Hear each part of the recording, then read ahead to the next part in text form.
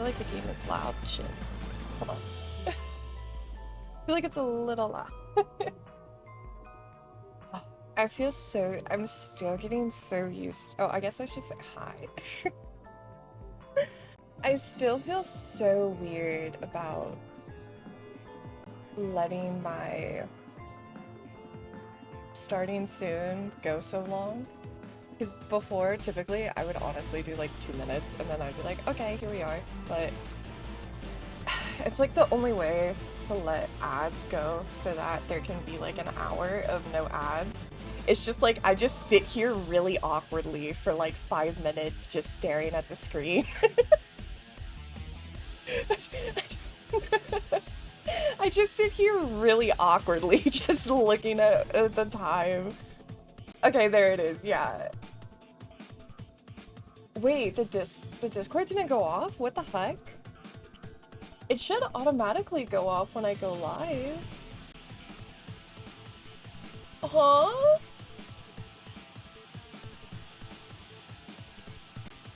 What the heck? Huh? Did the bot like die or something? Okay, good for telling me that because I should not do that.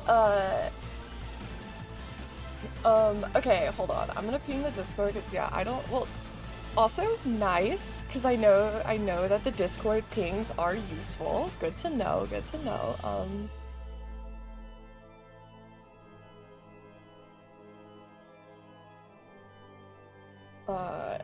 Okay, interesting, okay.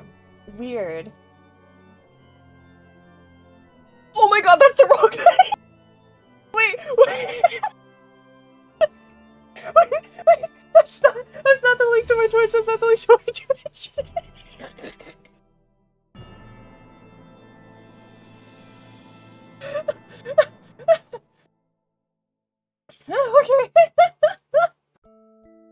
No, it still didn't ping. That was not what I... I swear to there's just fucking gif of Dream doing his face reveal on the fucking... Oh my god. I don't know if you got to properly read that, Pumpkin, but yeah, The tweet, I saw it yesterday and I had sent it to someone, which is why it was like still my copied link. It was a meme of like the Trump announcement and it was like it was like, oh yeah, it cuts to the Trump announcement and then it's JD Vance wearing his skin and it's the dream face reveal of him being like, hi.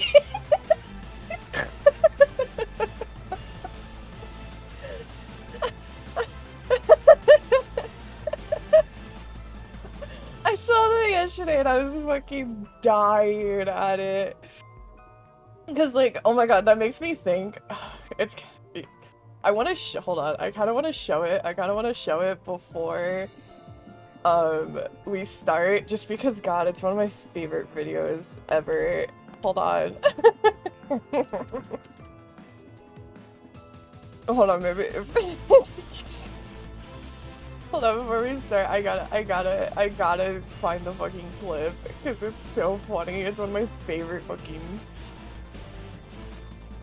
Oh, where is it? I hope I can find it. It's so funny. Yeah. Okay, hold on. I gotta show this, because it's so fucking funny. This one, and then, yeah, here. Okay. Here we go. This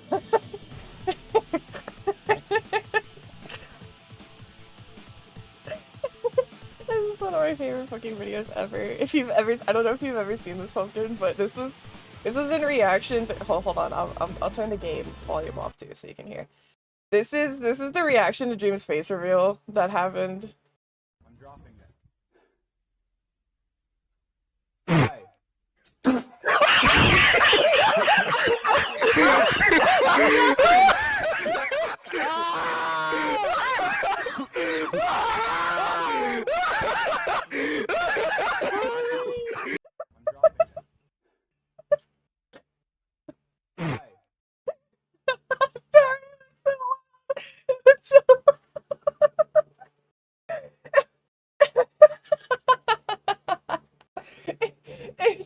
so funny. It's so funny though. The fucking God. That's one of my favorite fucking videos. It's just the way the guy exhales air as he tries not to laugh. It's so fucking funny. Yeah, sorry, it was really loud. I couldn't remember how loud the video itself was, but yeah, that's one of my favorite videos. That's God. That's the best thing Dream ever gave to us, was truly his face reveal, because that was fucking funny as hell. That was so funny. But yeah, so oops, sorry for accidentally posting a Dream meme in the Discord for a second there. Whoops, my bad. Is the game itself too loud? Because I have it kind of turned down. This seems to be the general volume of the music. Like, I don't think it's gonna get any louder tempo-wise than this, so if I need to, like, adjust it a little, let me know. So yeah, I guess I should talk about the game a little bit, actually. A little loud, got you. Okay, that works. I'll let that play a bit and we'll see if that's better. Voice? I don't know if they're actually voicing it. Okay, so this is official, Hololive, like, this is official. This is an official visual novel. I don't know if the boys actually voice act in this, but it says voice, so I'm wondering if they did record voice lines for it. That'll be really interesting. But this is official covercore, media, so this is actually like an official visual novel. This is the closest thing I have to holostars merchandise. And this was actually, fun fact, this was actually Aki's birthday gift to me this year, so thank you Aki. He bought me this for my birthday, and I don't really know anything about the plot, except I have heard Shinri's is kind of sad. I don't, which, I mean, checks out, knowing him. I don't know anything about the others. Can I actually, yeah, switch to full screen. I don't know about the others. Volume should be good there. Oh, I guess maybe I should read the warnings for the visual novel. It does have official warnings. Not that I think it's gonna bother any of you guys, but, you know, just for the formalities. Warning, just so you know that this visual novel features themes of violence, suicide, murder, and cannibalism. Just so you know. Just so you know. I am really banking hard that the cannibalism is on Shinri's route. I'm really banking hard on that. I'm putting my faith in my Oshi. that he did what he needed to do, and I'm hoping the cannibalism is his route, but I'm not sure. It could be out of left field and could be on the Hakas. I don't know. Cannibalism? I mean, like, listen, for Shinri, that's like pretty tame. Like Shinri is like a freak, so, you know, I think it's, yeah. I can show the also, this visual novel was created by their managers. This visual novel is a gift to the Holo fans from the boys' managers. The Monasans were actually the ones who put this together. So we love their Monasans. We love them. They're very good. They're very generous to us. It does have some official art. Obviously, you can tell I have not played it. There's, from what I know, there's like a route for each of them, and then there's like a true ending route that you can do, I believe. Here we can see all of them.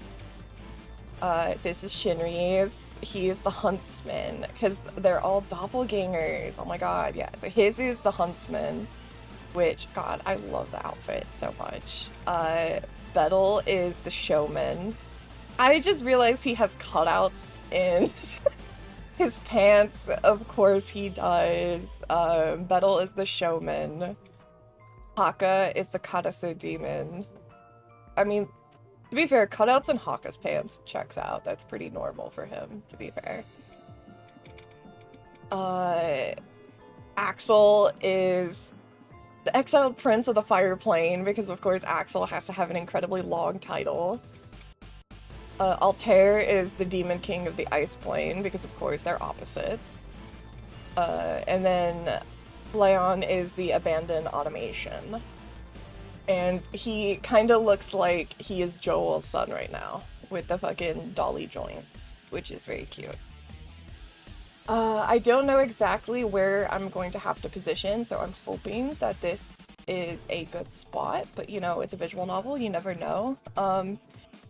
We will be doing, I feel like I have to do Shinri's route. I feel like I have to, because like, obviously he's my Kami Yoshi, but also, again, I feel like cannibalism is probably going to be on his, just knowing how he is, and then depending on how long or short it is, or just depending on, I don't know if it's gonna start off with like, we just pick one, or if, you know, I don't know how it's gonna go.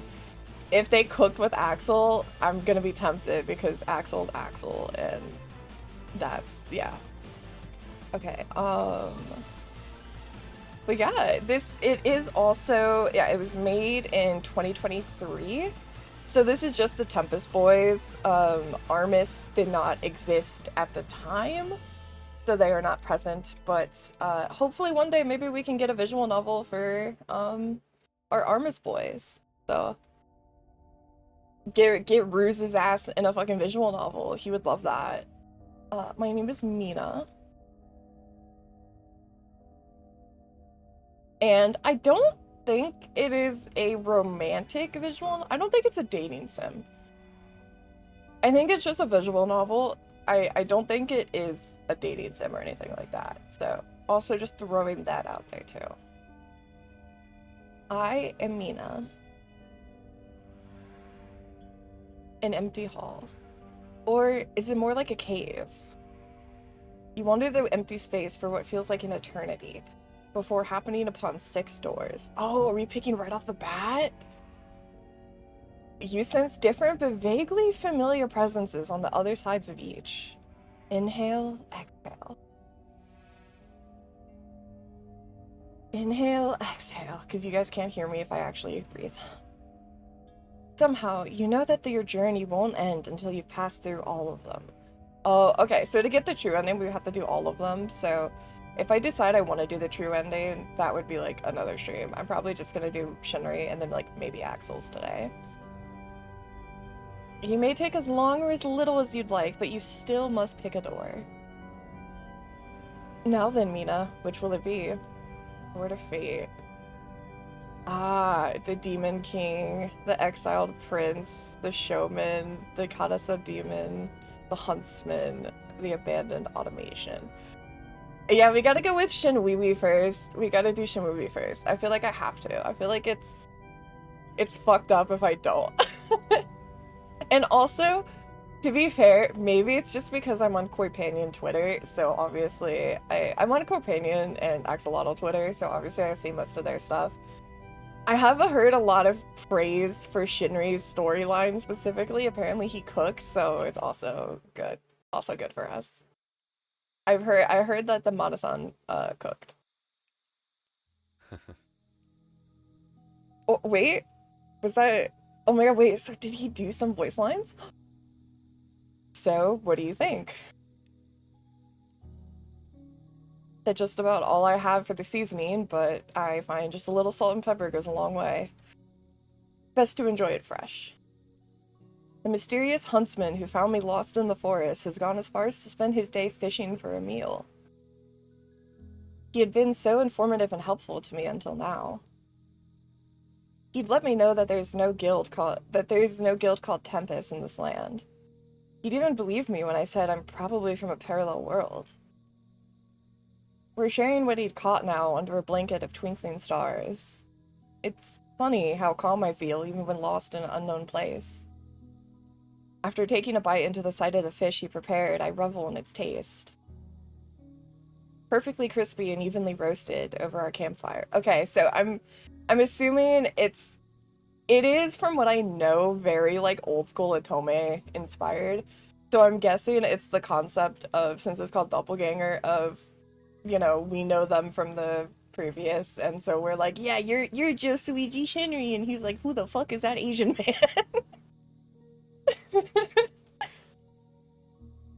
It's delicious. It's delicious. I can't get enough of it.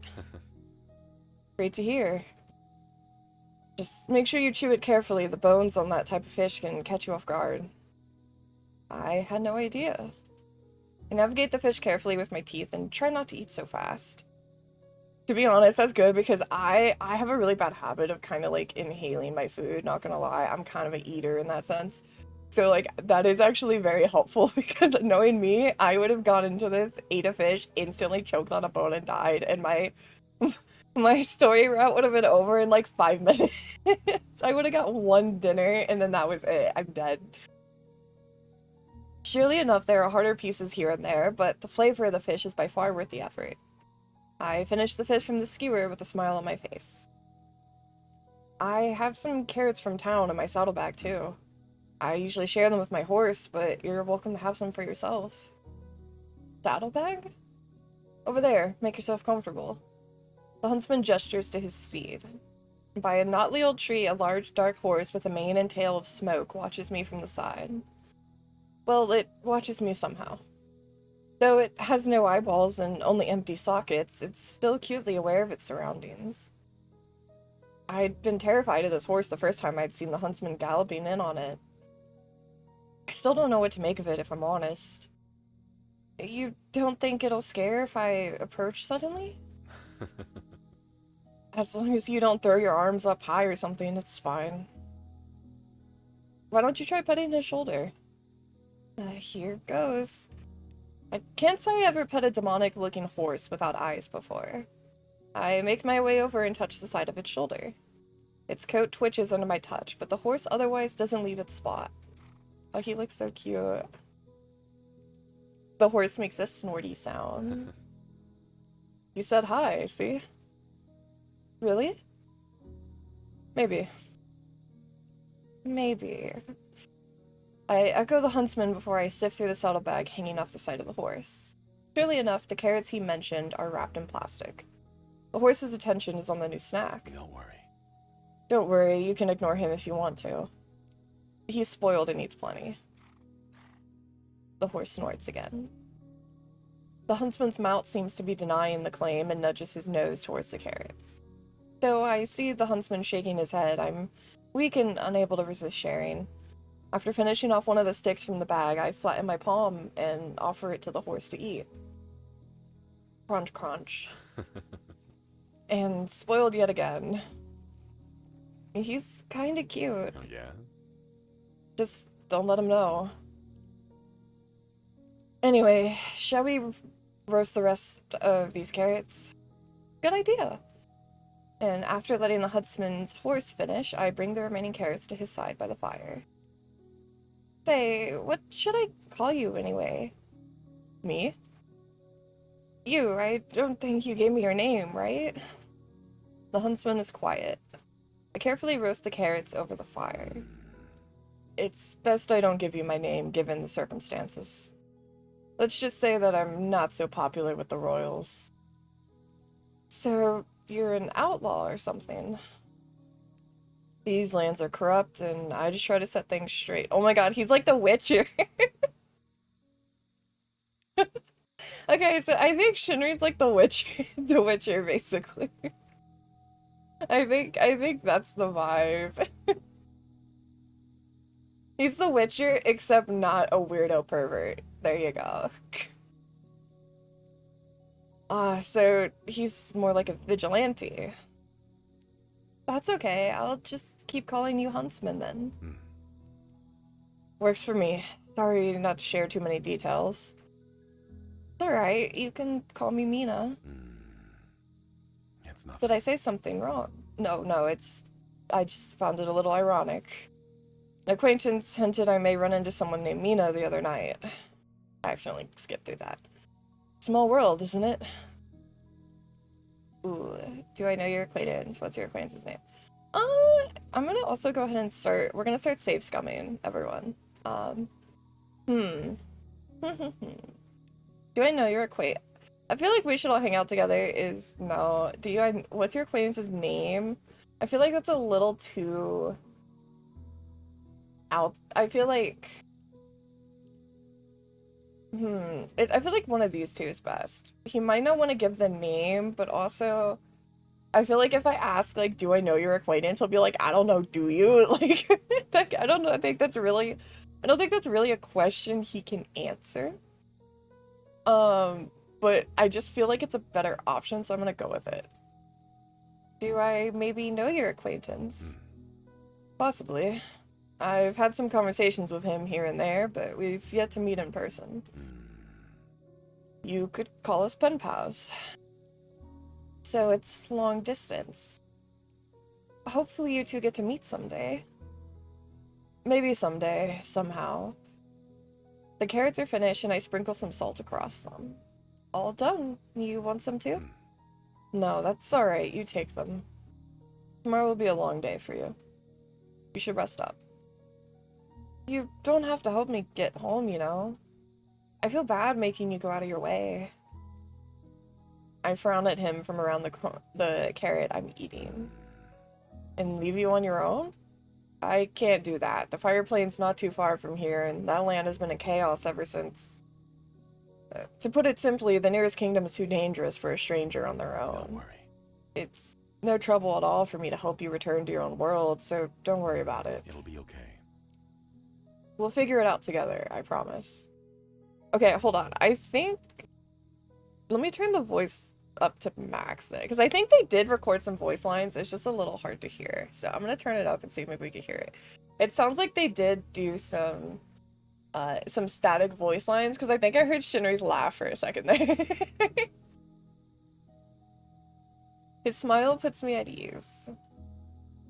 It would be rude to refuse his help at this point, right? And it's not bad either.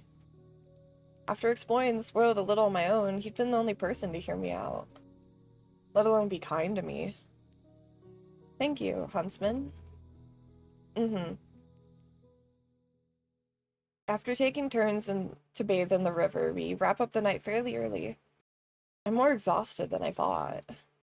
It doesn't take me long before I drift off to sleep. Or at least I think I'm asleep when I hear the huntsman talking to himself. Hey. Are you there? So you hear me too. Nobody is there, right? I don't hear another voice responding to him. Mina arrived on my side. Me? I'm losing you. Say that again. I strained to listen harder, but there's still no other voice present. The huntsman is talking to himself outside my tent as if there's someone there with him. I wonder if I should worry. I'm not sure. Don't worry. Oh, no worry! Oh, cute! I know, don't worry. I'll keep Mina safe. I'll try and keep you posted around this time again. The conversation with himself ends. Everything goes quiet and I hear the huntsman shuffling over to his tent. Too sleepy to keep pondering, I drift off into slumber. Sleep well? The huntsman greets me when I see him the next morning. I remember how unsettling it'd been to hear him carry on a conversation with himself last night. It'd be kind of funny if... like, I have a feeling if he's talking to anybody, he's probably talking to Haka, I imagine, or the Karasa demon, I guess is probably, because also I feel like that's the only one that probably can do like telepathy. It'd be kind of funny if he was just schizophrenic. It'd be kind of funny if he was just a schizophrenic man and he was just like outside my tent like, yeah, don't worry, I got this. And it's just him. That's it. There's nobody else. Should I try bringing it up now? I'm gonna keep it to myself. I'm not gonna... I mean, I'll save. Yes. But I am gonna keep that to myself. If at this point, I would suspect he's schizophrenic, and I do not want to accidentally piss off a schizo man, so I would just keep it to myself. I'm lacking context, and I'd prefer he bring it up with me on his own accord. If he feels comfortable enough to explain, I should trust that he will. I have no reason not to think so, right? He's taken such good care of me so far. I slept fine. I didn't wake you. Oh my god, voice crack. Jesus, am I 12? I didn't wake you, did I? I thought I heard you stirring around there for a while. Oh, no, not at all. I hear my own nervousness surfacing in my voice. The huntsman reads past it, and I could tell he knows I'm actually flustered. I avert my gaze elsewhere, but he addresses what I wondered last night directly. Oh, okay. See, sick. See, this is why we don't pry. This is why we don't pry, because men like this will tell you on their own accord. I contacted my acquaintance last night. The one who made me think I might find you here in the forest. I hadn't heard his acquaintance respond, though. The huntsman is being open with me, showing me all of his cards, and yet it doesn't add up. I see. What did he say? If you don't mind me asking. He said that he hopes you find your way home soon. Why is there such sadness in his eyes when he smiles at me? Huntsman? Yes. You should know that I'm thankful for your help. I won't forget this.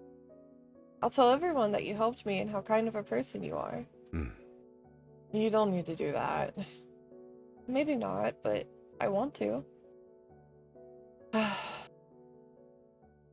If that's what you want, I won't stop you.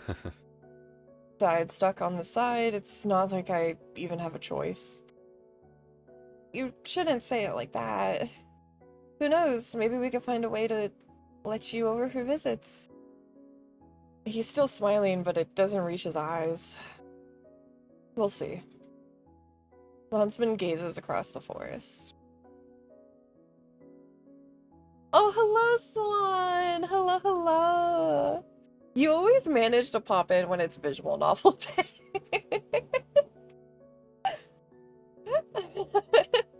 They seem to... I tried to earn the Germany ticket battle and I lost. Oh no! Oh, Swanee. I mean, hey, if it makes you feel better, I have a feeling it sold out on minute, literally. Yeah. I'm gonna warn you, Swan. When it comes to K-pop concerts, it is Armageddon. I'm gonna warn you.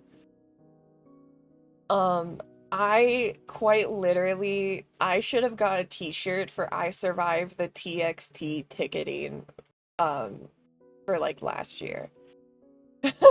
Like, straight up, I'm not even joking. To give context, when I was in ticket queue to get tickets to see TXT last year, ticket one, singular. I was in a queue with, I believe, 70,000 people.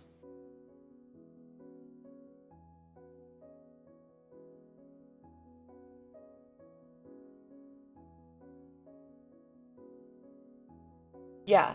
That's what it's like for like a big group, you know, like a really big group, like TXT.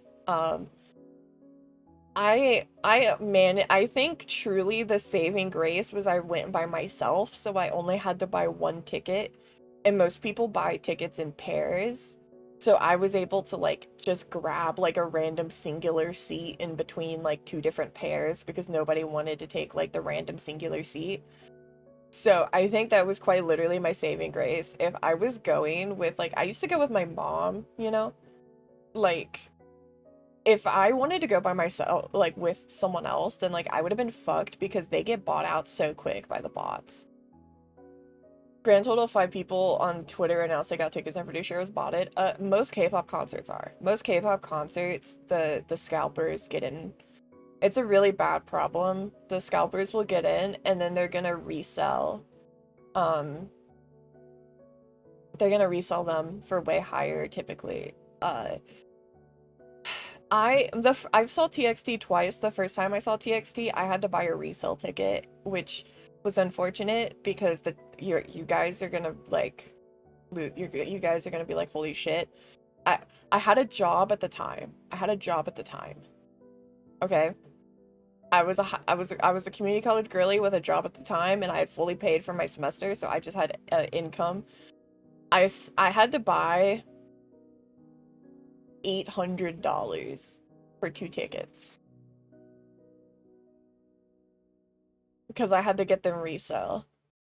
So what I did was I got the 2 tickets because I just needed one, and then I sold the other to try to make back like some of the money.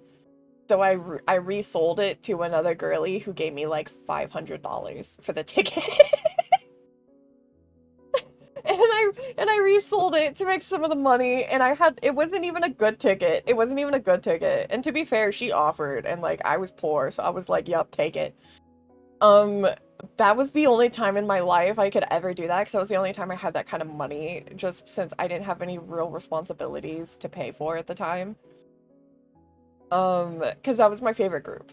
And they were performing at a really small venue at the time. This time, thankfully, they performed at like a stadium, so it was a lot easier, and I managed to get a singular ticket for like $150. So that was like, thank fucking God, you know? Like, and it was actually a good seat too. Like, I was on the floor. I was actually like pretty close to the stage.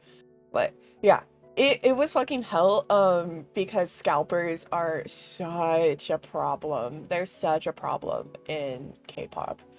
It's really bad because, to put it bluntly, they know that people are willing to pay.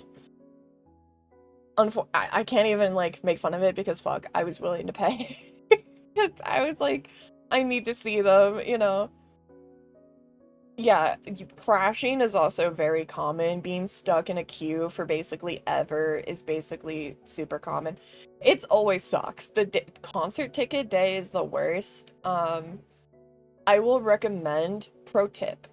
You like ATs, right? You're also an ATs guy, aren't you, Swan? If I remember correctly. Yes, okay. I believe ATs does this too. TXT does it as well.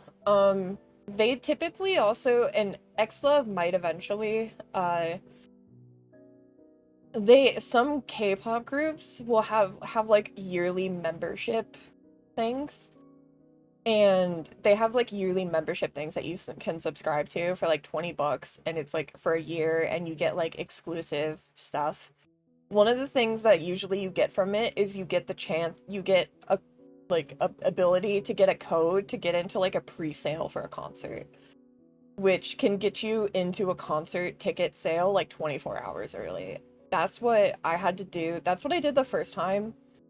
Um, that's not what I did the first time. The second time for TXT, I did pre-sale. So I spent $20 on the membership just to get the pre-sale code. And yeah, there was 70,000 people in the pre-sale fucking line just for my city, literally just for my city. So it is worth it. It is worth to spend the extra little bit of money if you can get the pre-sale, because it could potentially save you hundreds of dollars or just allow you to go. I don't think XLove or OneVerse, I don't think, usually it's on the Weverse it's a Weverse membership thing typically. I think ATEEZ uses Weverse, I believe. I don't know if XLove or OneVerse do. I don't know enough about them, but I would definitely recommend, for when it's ATEEZ tour time in Europe, because they tour like every year, I would definitely recommend doing that. It is worth it in my opinion, because literally the TXT concerts sold out in pre-sale, you know? So a lot of bigger groups like ATEEZ and TXT and Stray Kids and stuff like that do pre-sales. I would definitely recommend it. I would not try to fight on D-Day for tickets.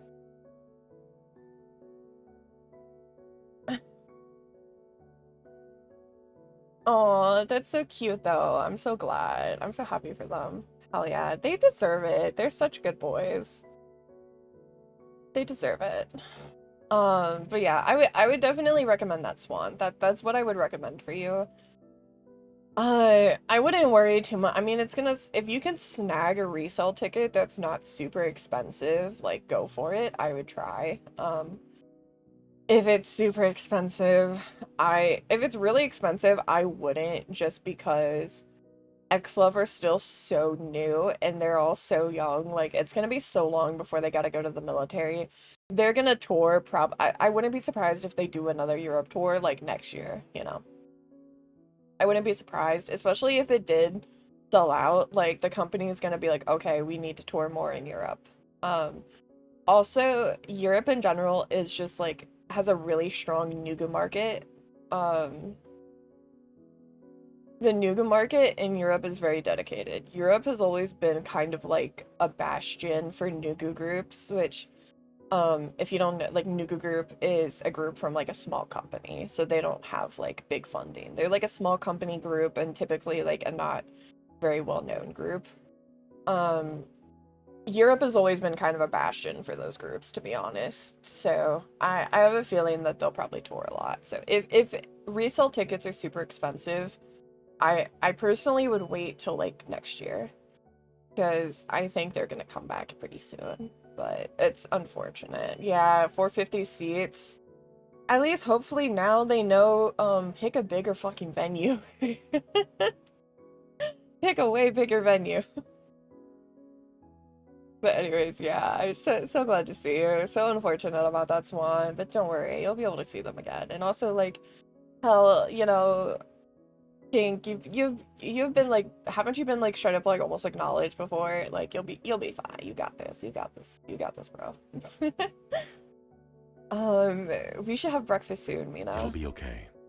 Oh my god, Shinri's voice is so fucking good. Oh my god. Jesus, his voice is so nice. Sorry, I'm gonna apologize if we end up doing the Axel run because I'm gonna be embarrassing. Let's head to town and see what we can find there, alright? Alright. For a moment, he pats my shoulder. He's so mysterious and kind. Back to business immediately, sorry. Like, listen. Okay, here's the thing. Shinri is like, he's so cool. He's so cool. He's so comfy. Like, that's my Kamiyoshi. I love him. I love his streams. He's my comfy guy. He's great. So, like, I want to do his plot because, like, it's my boy. Axel, on the other hand, is where I'm gonna be cringe as fuck. So, if I end up doing that, if we get through the Shinri one and I end up doing the Axel one, that's where I'm probably gonna be cringe as fuck because that's where I feel like that's when I turn into like a stereotypical like Hollow fan where I'm gonna be like Ultra is with his Oshi. That'll be me. That'll be me when I play the Axel storyline. I just wish I could help him more. I wonder if I'll ever know what's passing through his mind.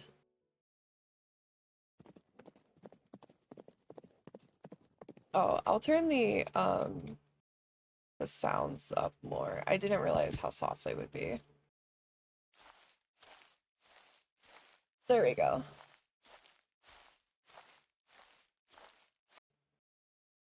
I will never forget the night I found you crying by yourself in the forest, Mina. Oh my god, that's so accurate. That is me accurate. Crying alone because I'm in the forest. Yeah, that's me. You called me Shinri. Josuichi Shinri. I'd understood my role as your protector. Because I'd known who you meant. Because prior to your arrival, Shinri's voice, as well as his memories of you from the other side, had reached you. Oh, okay, so he's talking to himself. That's cool. Okay, wait, I like that. They organized just off the tweet about a venue bigger than 3,000. Oh my god. Hell yeah. Maybe they'll do an upgrade and do like, hey guys, actually, boom. Sale ticket to Electric Boogaloo. Stronger and stronger. Realms apart. It didn't matter. Shinri and your guild companions were searching for you. Okay, so that's cool. Okay, so he's talking to himself from the other dimension. Okay, I like that. I thought it was just gonna be like he's talking to Haka or something. And like Haka maybe was gonna be this like all-seer kind of character, but no, okay, I like that. And so far, from this side, we searched the lands together. Together on horseback, Mina.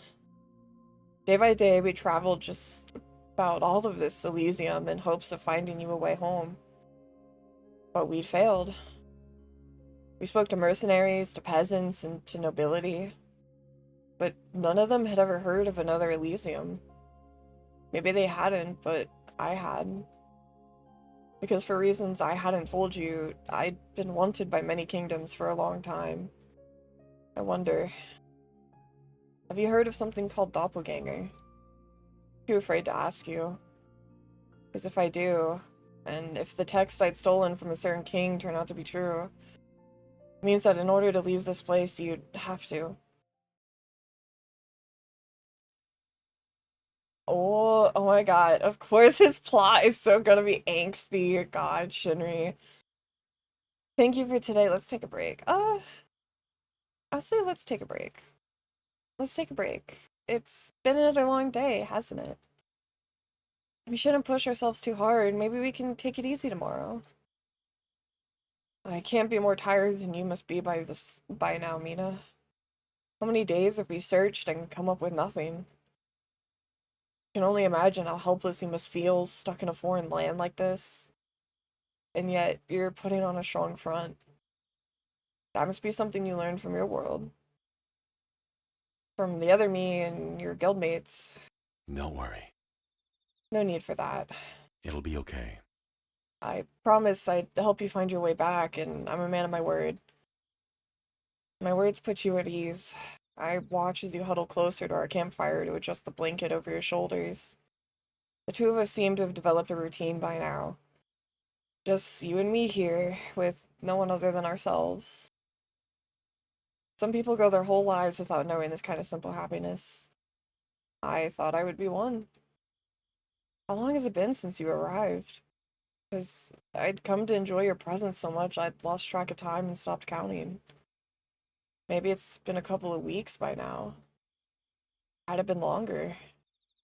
Do you remember how long it's been since we started looking? No, I forgot. So you feel the same.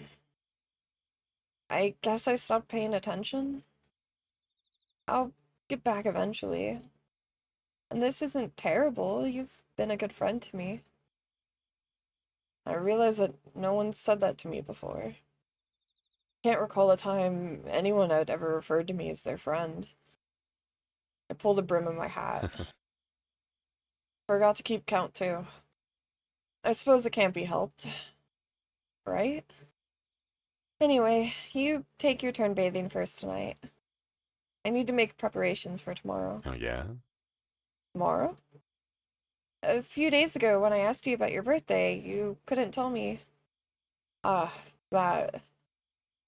How can I explain that my memory doesn't go that far back? It's like this world is... I thought that was really sad, Huntsman. Oh, yeah? Did you? Of course you would. So we're celebrating your birthday tomorrow. Your birthday going forward will be 9/3. Don't forget it, okay? Oh, that's really cute. I love that trope. I will admit, the like character who doesn't know their birthday, so you make one up for them. I love that trope. I think it's so cute. I think it's so cute. I did that for my cat. I did that for my cat, but I would do it different like every year. I would just randomly at some point just decide it was his birthday that day. I was never consistent with it. I just would be like, you know what, your birthday is today. And then he would just look at me like a fucking like big beady eyes because he has no idea what's going on, but if you say so. I tell you that I don't need it, but you're too excited for me to try to stop you. I'll take a bath now. Good, take your time. The moonlight makes the river shine silver. I take my time in the water. My hair sticks to the nape of my neck when I wash it. I like that they're also doing his dialogue internally. I like that. I I enjoy this. This feels like this feels like reading fanfic with pictures. I like this. I like this.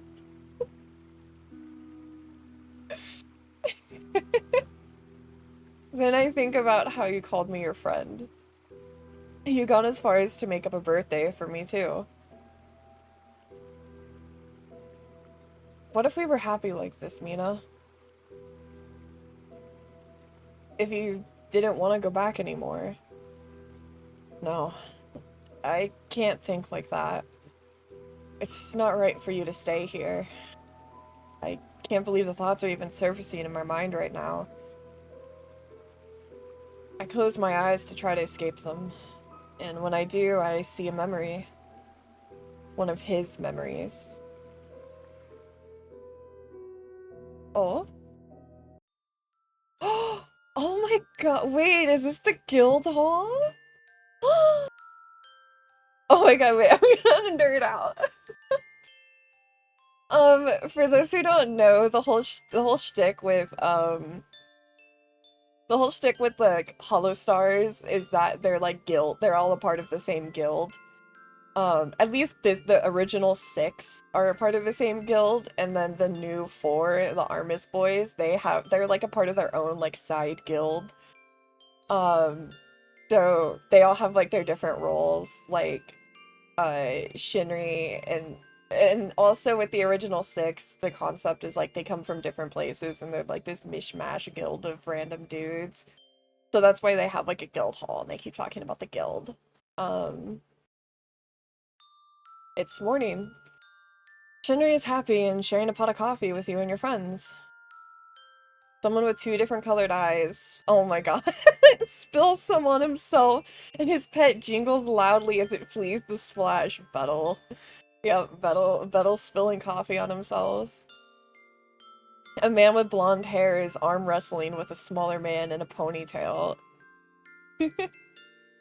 A young man in white and blue is carrying a still sleeping redhead teammate in the room on his back. Oh, carrying Flay. Okay, cute.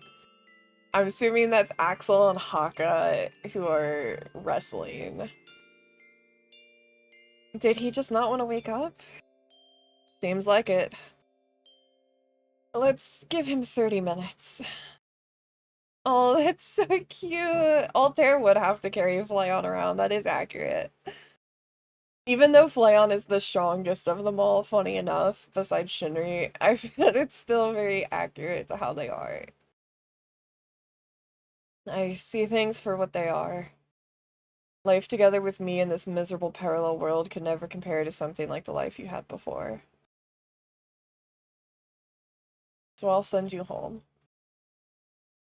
I'll send you somewhere happier without hesitation. And according to that text I'd stolen from the ice plane about the project called Doppelganger, I know exactly what I'm doing.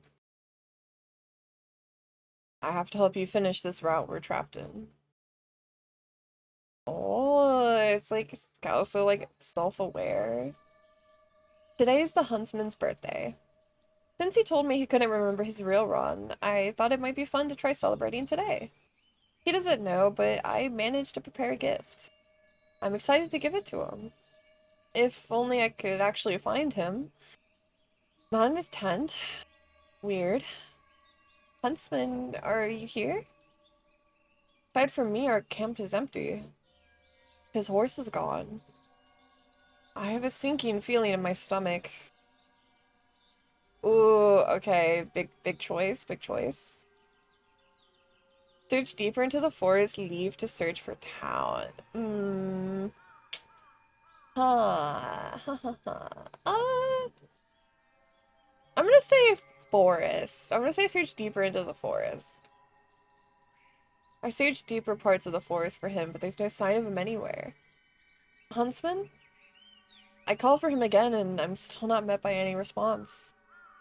Why do I feel like something terrible has happened to him? No, I can't panic. I need to stay calm. I have a sinking feeling in my stomach. Search deeper in the forest, leave to... I'm gonna, you know what? I'm gonna commit this time to the forest, and if the forest isn't good, then I'll go back and I'll do town. I'm gonna commit to forest. I see deeper into the forest, but there's no sign. Huntsman, I call from again, and there's no response. Why do I feel like, okay. No, I can't, okay, so I need to stay calm. Okay, so I think we have to go town. I hurry from the forest to the meadow I remember. Huntsman? And what I see next is...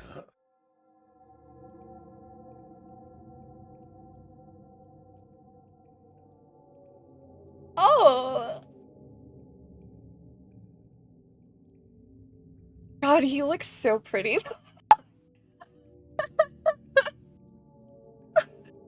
Sorry, he looks so pretty though. I'm sorry. But look at him, he looks beautiful. Who shot my man? What the fuck? The huntsman is lying on the ground. An arrow protrudes from his chest. His dark hair is pulled around his head, and his hat sags from its usual position. His blood stains the blades on the grass beneath a dark, gritty red. As he looks at me, I see it dribbling down the side of his mouth as well. Oh, God. How long has he been like this? Who did this to you? I fall to his side. I can't believe my eyes. I'm sorry, I didn't want you to see. As I reach for the arrow in his chest, the huntsman touches the side of my wrist to stop me. Listen to me, it's okay. It's not okay, you need help. Mina. My eyes are flooding with tears. I can't stand the sight of him hurting like this. Am I too late? Can he still be saved? Don't cry. This may not make sense to you, but Oh, I had a feeling. I had a feeling that's what was gonna happen. I did this to myself. I did this to send you home. Himself for me? I never wanted this. My throat is burning. I hiccup and sob, unable to keep myself under control. Don't cry anymore, okay? Sorry. I don't want you to cry on my birthday. Ooh, ow! Ooh. Ow, fuck. That's emotional damage. Clever bastard, doing it on your new birthday so that you can guilt trip me. I see how it is. He musters all his strength to smile. Even now, he's thinking of me. Your birthday was supposed to be today. It wasn't supposed to be like this. I wanted to do something special for you. Then he smiles at me. Then smile at me. Oh. How can I?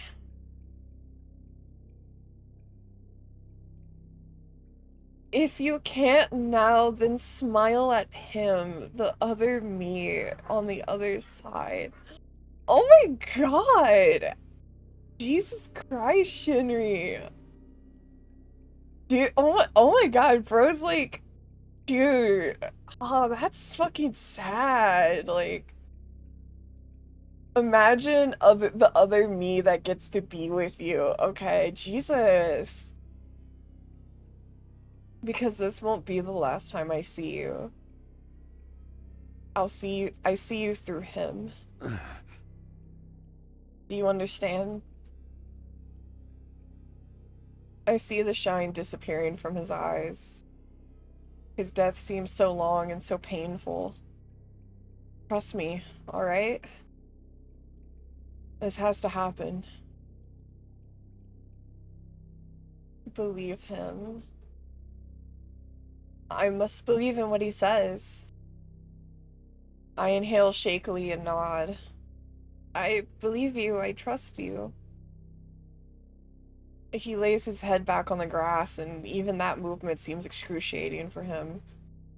to his left are his bow and arrows. And though I believe this must happen because he tells me so, with his bow and arrow, I could help him. Oh my god! Jesus! Shenry! I could I? You don't have to. He's still so kind. He'd allow me to leave him here, but I can't do that to him. I will. I rise from where I'm crouched. I'm lightheaded from crying, but I collect the arrows and raise the bow in my hands. Oh my god! End his suffering. Oh my Jesus Christ, Shinri! What the fuck? I aim between his eyes. His smiles finally met them this time. I want to help him. I don't want him to hurt anymore. And most importantly, I want to smile for him on the other side. I draw the bow and he is dead. Happy birthday, Huntsman.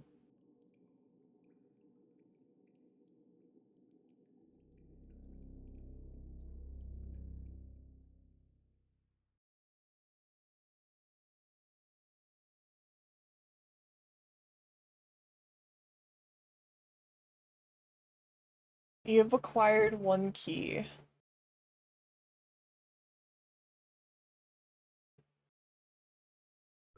What the fuck, Shinri? Jesus fucking Christ! Oh my god! Jesus! What the fuck, Shinri? Okay, there's the art. Oh, it's so pretty. My hormones must be out of whack because I was actually really- No, I was really fucking sad. Holy shit. Oh my god. Okay. Okay, so definitely the vibe is like, it's definitely a cohesive story game, so it's like shorter routes so that you can play all of them and then get like the true ending. Oh my god, Shinri! Shinri's was so fucking sad. What the fuck? Oh my god. That was so sad. You literally become friends with this outlaw dude. You like take care of each other and he knows the only way to send you back is for him to die. So he kills himself on his new birthday you gave him so that he can send you back.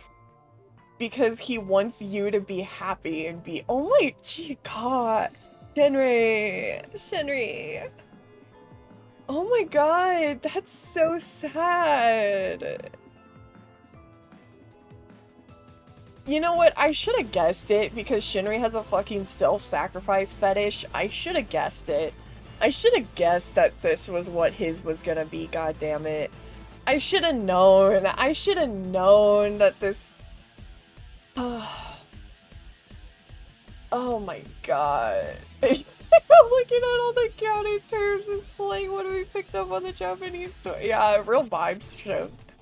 I should have known because listen, a fact about Shinri is obsessed with the concept of self-sacrificing himself to the point where like we're kind of concerned for him because he is unironically like the meme of a game where like he will try to and everyone has to be like no, we don't need you to do that, we don't need you to do it. Like he jumps at the first opportunity every single time. Some men yearn to jump on a grenade to save everyone, yes, and he is one of them. He is one of them. It is a problem. I should have fucking, god damn it, I should have known he was gonna do some sad shit like that, damn it. Also, he just loves angst. I should have known. Shin-wee-wee. I should have known. Okay, so do I go back to the start? No, I don't think so. Right? Or do I just... No, I think I do. I think I have to go and just start through each of them and just do each of the endings. I think that's what I have to do. I think so. I think that sounds right. That sounds right. We can skip through this. Yeah, I think we have to go through. Okay, so we'll. Okay, it's Axel serious time. Okay. God, he likes. Okay. All right. Dang. So are we just jumping? Don't get cold feet on me now. Told you what you need to do. Remember? We'll need to head into the Demon King's castle, take back the flame shard. He's got locked away in the throne room. You say that like it's gonna be easy. Dang, we just jumped. I wonder if we're gonna get like some pretext like with the Shinri one, or with this one, it's just like, yeah, you're stuck with this dumb fuck, and this is what you have to do now. I hope I didn't you know what, maybe, hold on. Actually, let me see. I'm gonna make sure because I did hit skip, I'm gonna make sure that it actually just jumps right into it with Axel's and that I didn't accidentally skip something. Yeah, empty hall, more like a cave, 6 doors, blah blah blah, exhale, blah blah blah. Okay. I'm gonna make sure I didn't accidentally skip. I think it does just jump into it. Yeah, okay. It does jump into it for Axel. Okay, this is where I might get embarrassing, I'm gonna warn you guys. Don't get cold feet on me now. Told you know what we need to do, steal the shard. You say that like it's gonna be easy. Isn't this castle highly protected? Well now. Oh my god, Axel! Okay. Also, I'm gonna say too, this is made by their managers, okay? This is made by their managers, and I'm gonna tell you something as a holostars fan about the holostars manager team. There's two facts about the holostars management team. One, half of them love to pimp out the boys, okay? Half of them love to pimp out the boys. The other half love Fujoing the fuck out over the boys, okay? That's the two facts about holostars management. I also, Shinri's manager, I know 100% when he was like, what if I self-sacrificed myself? I 100% know his Mana-san was like, amazing, we're gonna make it so that you're actively dying so that I can record you grunting into the microphone.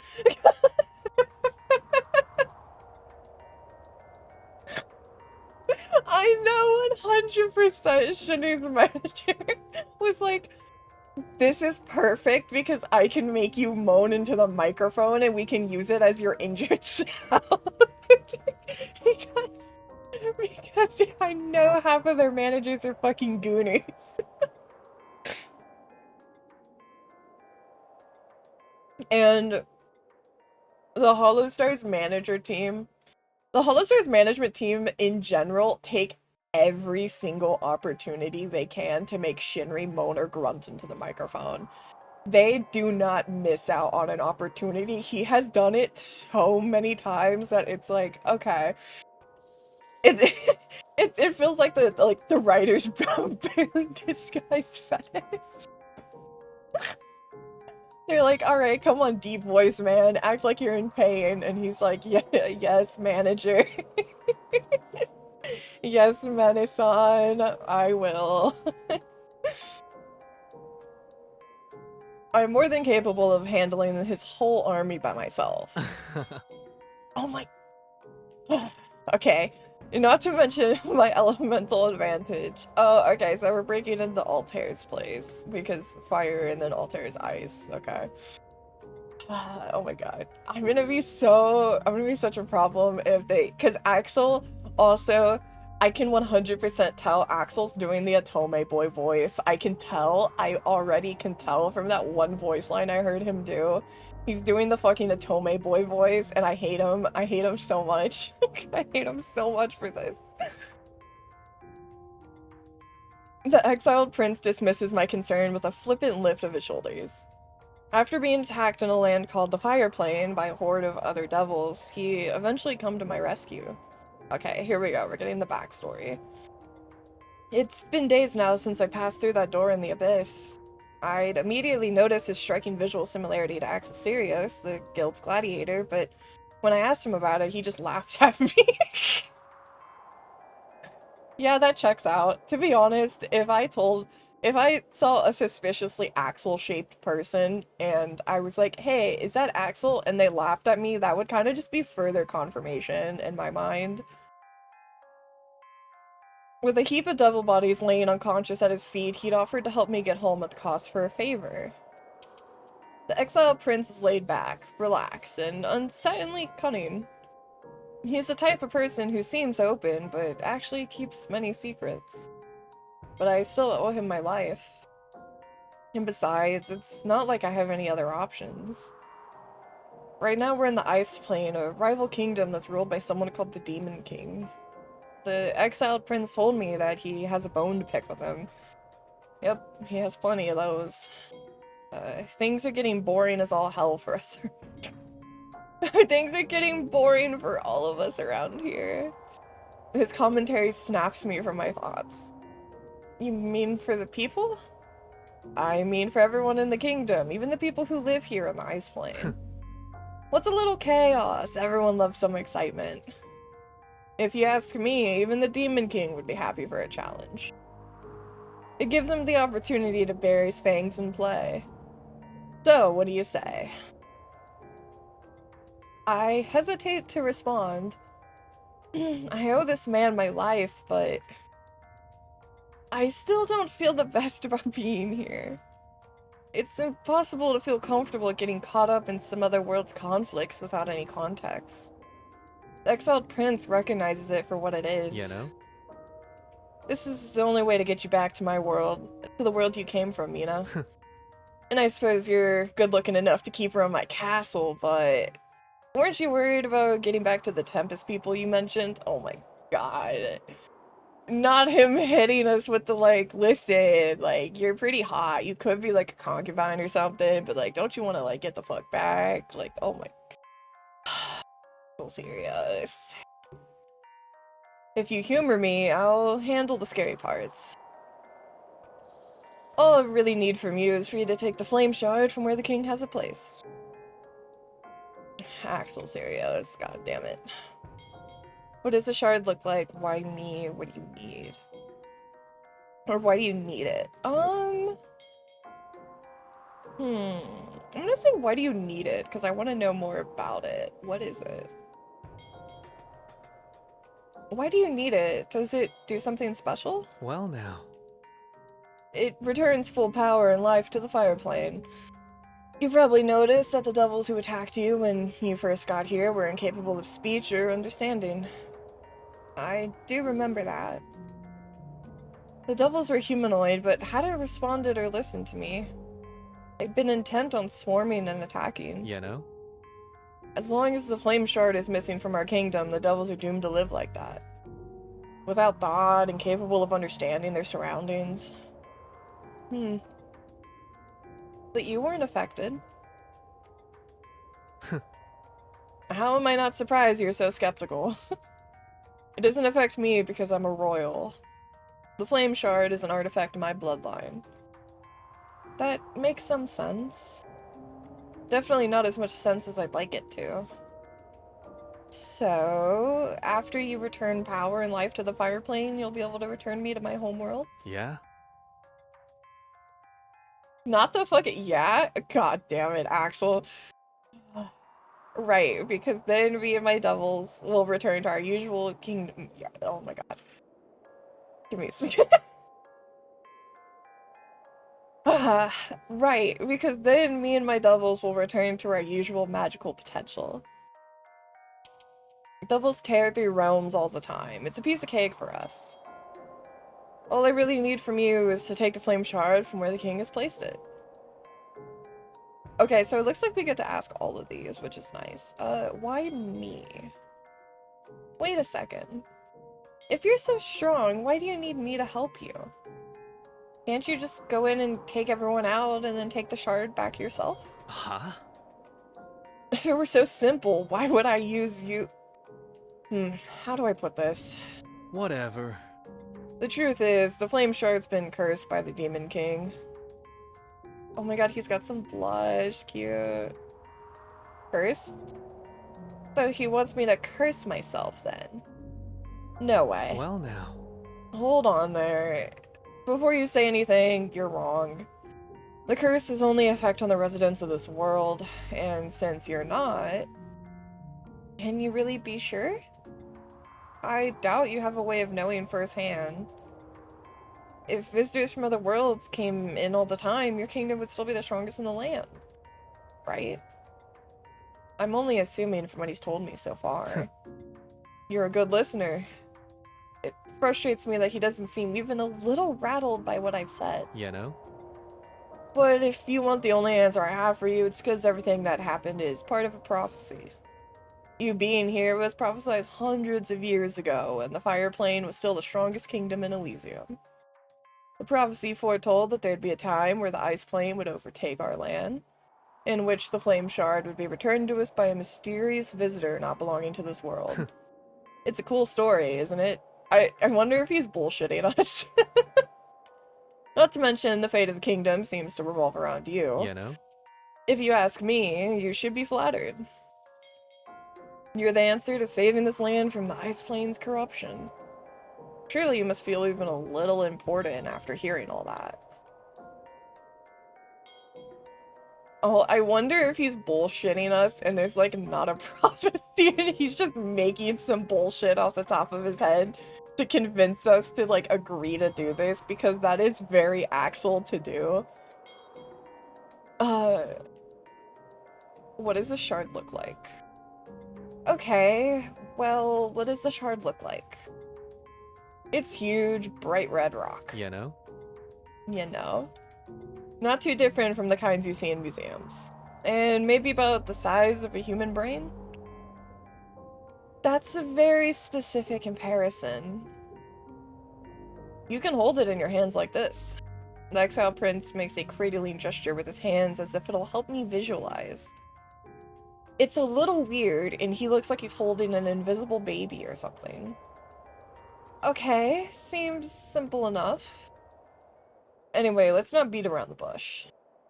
It seems more promising than roaming the world aimlessly and making an enemy out of the Fire Plane's ruler. What other leads do I have? Reluctantly, giving him a nod, I follow the exiled prince into the castle. The exiled prince hadn't lied about his battle prowess. Yo, he's bitch slapping people, let's go! Furiously, without care, he'd taken out one guard after another. In devastating combination of fire magic and physical combat, he'd proved himself as a force in nature. He really hadn't needed my help when it come to a fight. Why do I feel disappointed?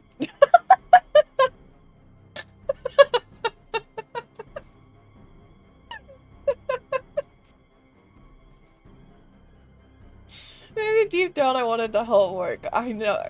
Dude, I so badly want to see what his reaction was when his manager slid this fucking script to him. And he must have been so fucking like, are you serious, bro? You're making me like this? I know 100% the like, I was disappointed I couldn't help more. That was 100% his. He 100% told his manager, like, no, you need to put that because he needs us to glaze him nonstop. He 100% made them put that in there.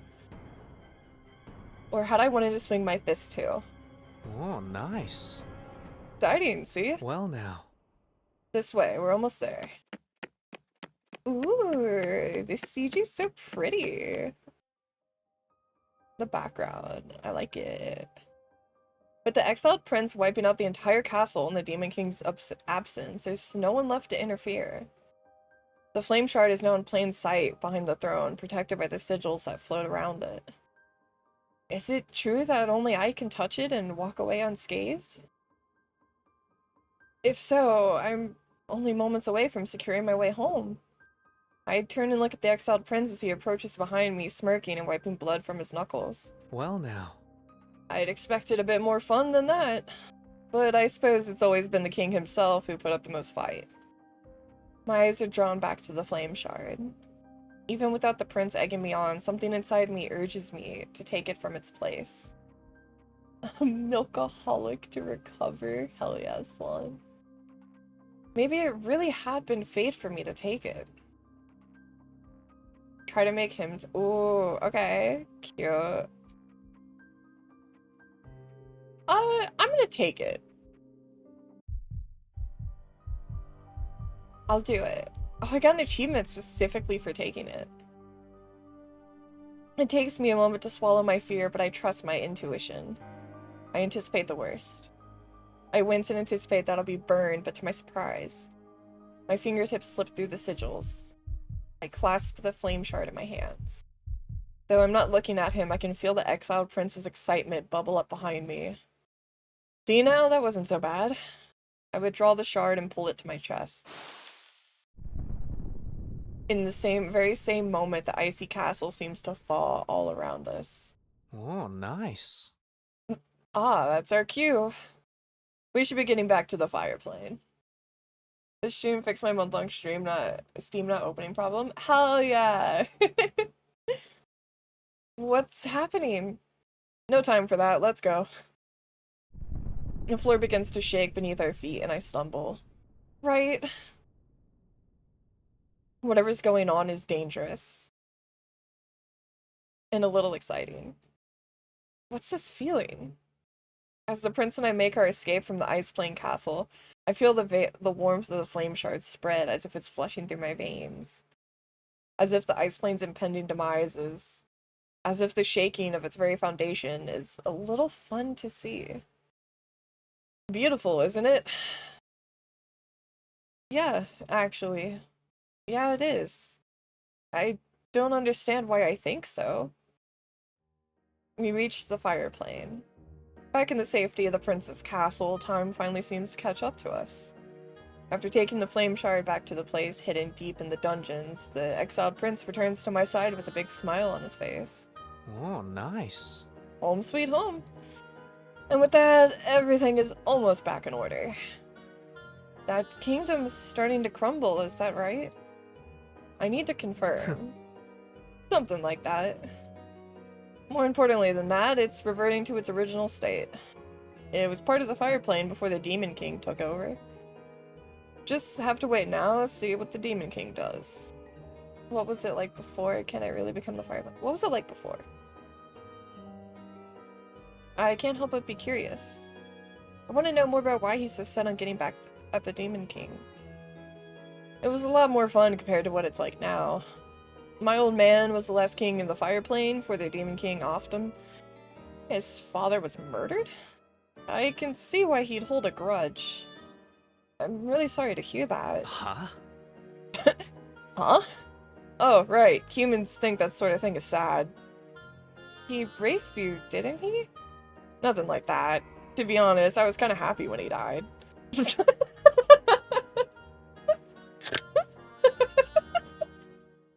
Yep, that's my Oshi. Yep, that's Axel. Dad died, feeling great. Yep, that's Axel, alright. I feel myself frowning. You know? What? It's the truth. More room for me to have fun that way. Don't act like it's such a bad thing. Oh, his little blush is so cute. I'm so excited to see what his CG is gonna be. I don't even know how to reply. So this really is how a devil prince thinks. My exhaustion is beginning to catch up with me. But I can't let him forget about our deal. Now that it's over, we should rest up for the night. Go ahead, make yourself comfortable. I stand my ground. I'm not staying any longer than I have to. Tomorrow we're gonna use the flame shard to get me back to my world. Understood? Sure, okay. No need to be so tense about it. I'm a man of my word. You should scurry off now. It's been a long night, You know? But I guess we- Oh my god!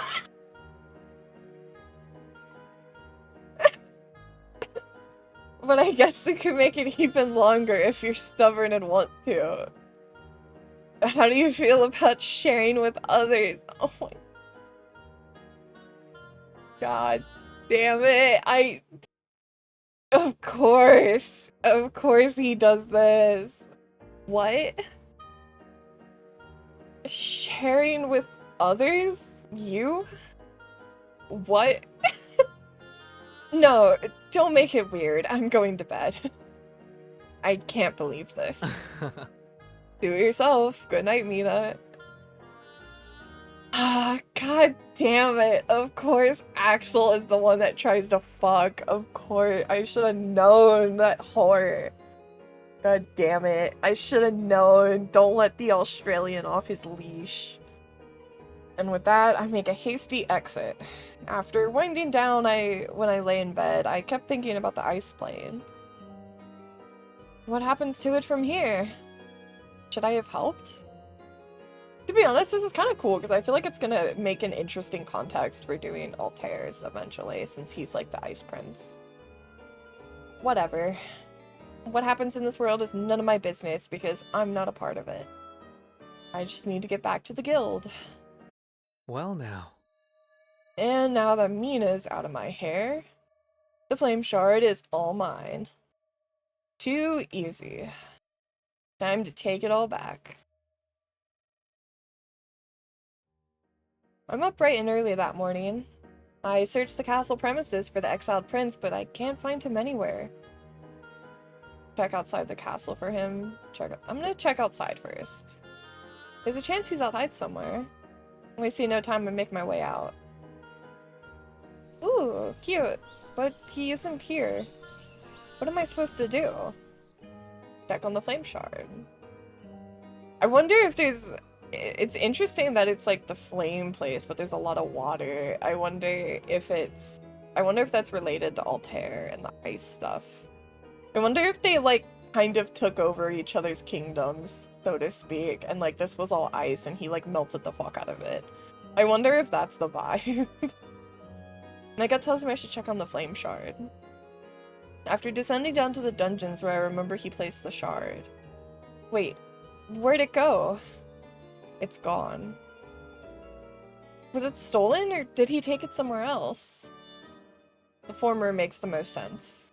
Maybe an enemy had infiltrated overnight and he left to chase them down. I need to find him. I leave the castle. The streets are littered with devils, invigorated by the return of the flame shard. Their nature is still volatile, but at least they're capable of understanding me now. What the exiled prince had told me seems to be right. Hopefully things are okay. With the flame shard stolen from the ice plane, just what kind of future remains for this world? I try not to worry too much about it. I also try not to feel too responsible. After a full day of searching for him, I find the exiled prince emerging from an underground stairwell. Behind him, some music is leaking through the cracks of what seems like a club or a bar door. Where were you? And does he even know the shard is missing? The flame shard is missing. Sure, okay. No, it isn't. It's missing from the dungeon. I checked while I was looking all over for you. Did you forget what you promised? You're supposed to open the realm to send me home today. Yeah? Ah. That's all he has to say for himself? About that. I lied to you. Yep, I knew it. I knew this piece of shit. I knew he was talking out of his ass. I know my Oshi. I know that son of a bitch. That is a liar through and through. I know this man. My world goes still. He what? I don't want to believe him. Now's not the time to play around. You know? No one here has that kind of power, not even me. Actually, I'm pretty surprised. You went along with everything I said so easily. Because he helped me. Because I thought he'd take me home. You think I'd really care about whether or not you got home? You know? You should be more on your toes. This isn't my fault. I'm not stupid. It wasn't stupid for me to believe him. Devils like me take advantage of naivety. It's nothing personal. Just part of our nature. Oh my god, Axel. It's personal. You owe me. You made a deal. Once he reaches me, I shove him back into a webbed fence that lines the street. He's so unbothered all the time. I just want to break his face. Yeah, beat him up. It'd be fun to break his face. I raise hell and attack him. I clobber him with my fist even as I hear him chuckle at me all the way. There's no way it doesn't hurt. Even if he's acting unfazed, I know my own strength. I want to hurt him. To be fair, average axolotl conversation. average axolotl chat experience with Axel. I want to hurt him.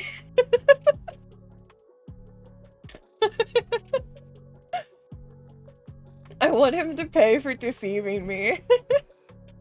What was the point of all of this? He just wanted to use me? I hate you. Take me back to Tempus. Take me back or give me the flame shard back.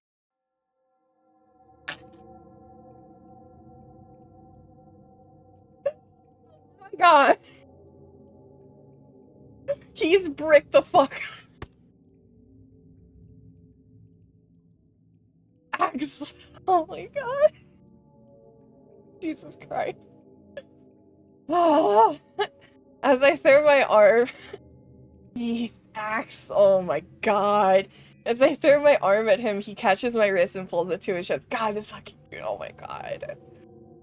From beneath, I feel heat surging through my body. It's the same way I'd felt when I'd. Is this the cannibalism? Is he gonna eat me? No, don't tell me. The flame shard's right here, Mina. Right back where it belongs. Oh my god, did he consume it?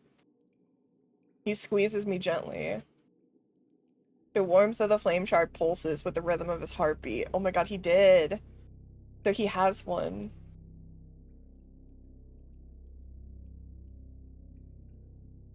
I'm so pissed right now. I'm so pissed right now. You don't understand the fucking achievement I just got. I'm so angry. I hate him. I hate him so much. I just got a fucking achievement called a Nikki Appreciator for letting his CG sit on the screen for 5 seconds. I'm so fucking mad. I hate this man. I hate this man so fucking much. I'm so pissed. I hate him. Oh my god, what a fucking asshole. Oh my, I hate him. I hate him so fucking much. I got a fucking achievement for letting his CGs, god. Oh my god, Miki. I hate him. I don't know what it means. God damn it. What does this mean for me? My body is shaking. His blue eyes rake over my expression and his head inclines as if drinking in the sight of me. And I think you're right where you want to belong. Where you belong to. I didn't force you to do anything. I saw it in your eyes. You're just like me now. I don't know what you mean. The prince runs his tongue over his teeth carefully. It was exciting. You liked seeing the iron plane start to crumble. It's okay to say because we're the same now. Oh my god. Jesus Christ. You touched the flame shard. And now you're a devil just like us. My fingers curl against the fabric of his jacket. What's your name? What's your name? It's Sirius. The name is familiar and foreign to me at the same time. I didn't think you'd tell me. I told you because you're a devil now. And more importantly, you're my new partner in crime. God damn it. Oh my god. Jesus Christ. Ah, the sounds of screams. How beautiful the other Elysium had been that evening. On its last evening standing. As Prince Sirius and I watched our world burn to a crisp, we reveled in the chaos together. Oh my god, so this motherfucker had us pick up the fucking shard so that it would turn us into a fucking, like, demon crazy bitch like him. Honestly, kind of love that for him. Kind of love that he was like, I need a mentally ill bitch by my side. I'm gonna make one. He said, I gotta customize. And at that moment, I knew I'd found a new home for myself. I'd start a new one. A world far more beautiful than what I had before. Interesting. Okay. Ooh, interesting. You have acquired 2 keys.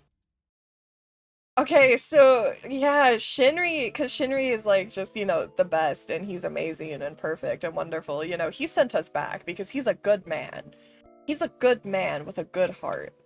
Axel is Axel. Oh my Jesus. Oh my God.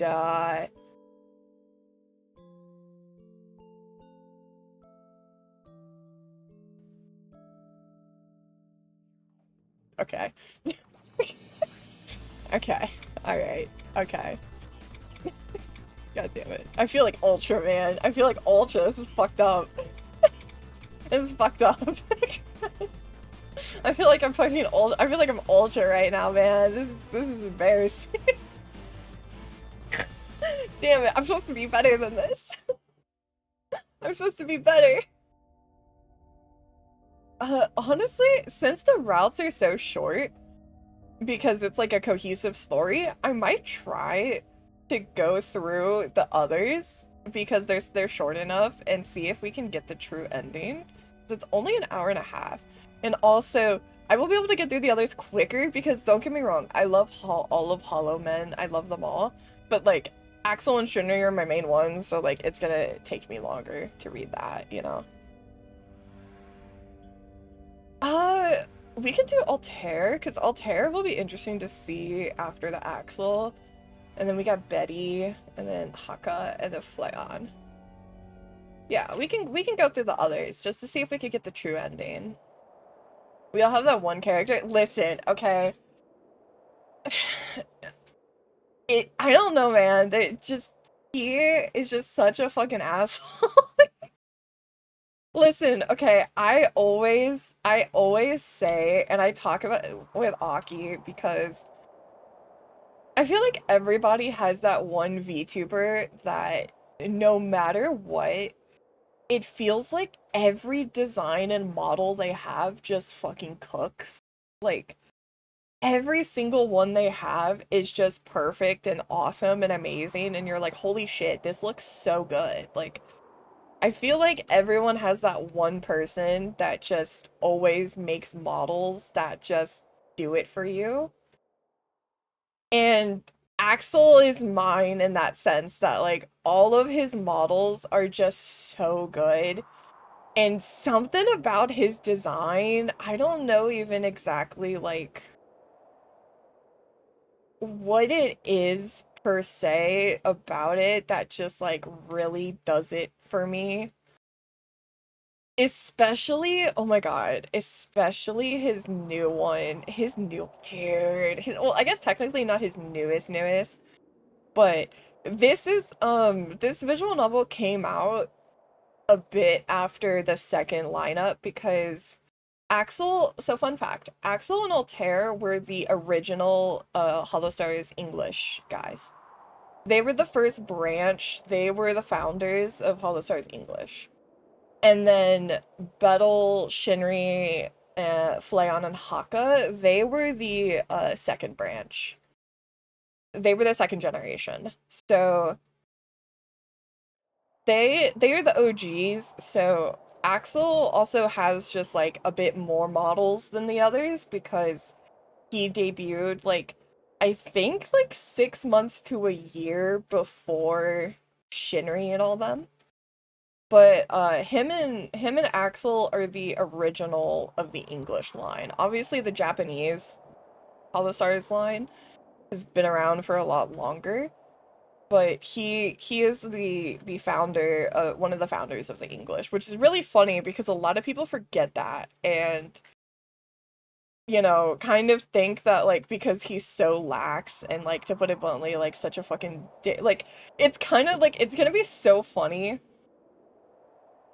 It's gonna be so funny seeing how they have, Altair, because, like, it's so funny them being like, yeah, Axel, this really tough fucking dude and stuff, when, like, Axel and Altair literally get together and they do, like, we're doing Glizzy Overdrive, and then they pretend to suck cock together. Like, like, that's literally the kind of shit that they do. And then it's gonna be like, here's the Ice Prince, and he's so big and scary and cool. And I can't find a good screenshot off the top of my head right now because I'm just like looking really quick. But like this is a fan art of his new like his model that is my favorite, Axel's. Like, and this fan art looks pretty damn close to how it is. This is like what his like main model he uses looks like, and it's so peak. The fucking hair and the he also has it to where he can like clip his bangs back, and it just looks so good. I don't know. Normally I'm not really super into that kind of vibe, but he just has like the delinquent energy and the delinquent vibe to his look that just like it just does it. It scratches like an itch in my head. And I don't know, man. I think Axel just he just has him and Ruse have my favorite designs. Like they like I don't know, man. And also just Axel has such like what's it called? Like he has such like boy next door vibes with his model too. And I think that is also what helps with it. Is like he just has that energy to it, and it's really good. It's really good. But yeah, certain kind of guy just activates your lizard brain. Yeah, and so I didn't expect him to have I didn't expect his to be the gooner one. I mean, I expected like a degree of degeneracy because it's Axel, and Axel is a degen. You know, he is a gooner. I expected some level. I didn't expect that to be the CG. That's kind of crazy. That's kind of nutty. 10 out of 10, respect. But anyways, yeah, Altair, leader, our wonderful leader. Praying to God that his is not crazy because I will want to rip my skin off because Altair gives me such older brother. Like, the thing is, everybody else in holostars pretty much but Axel gives like a very older brother energy or like mom energy. So I'm like hoping that Axel's was the only goonery one because otherwise it's gonna feel like seeing my brother trying to make a thirst trap.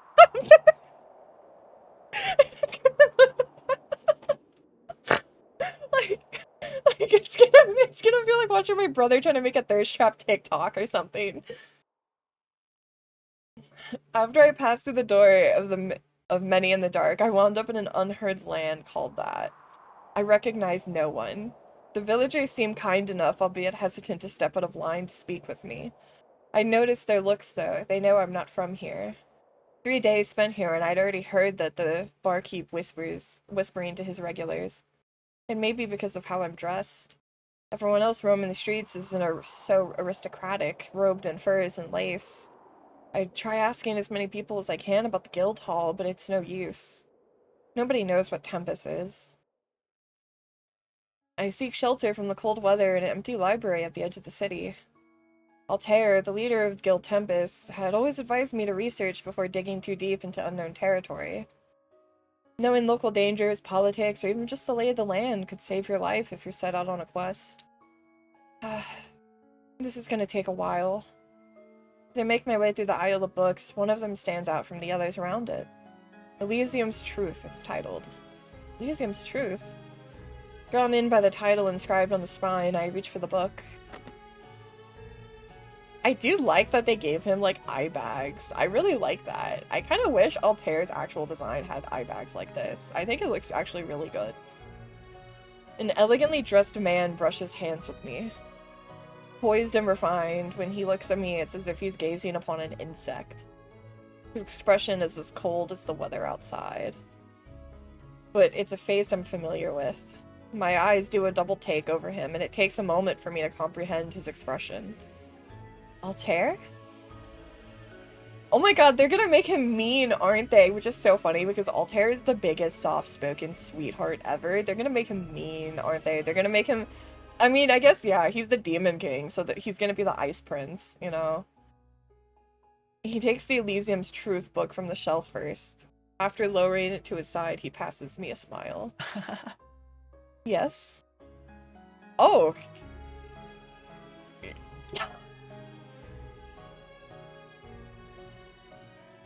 That's fucked up, Manus.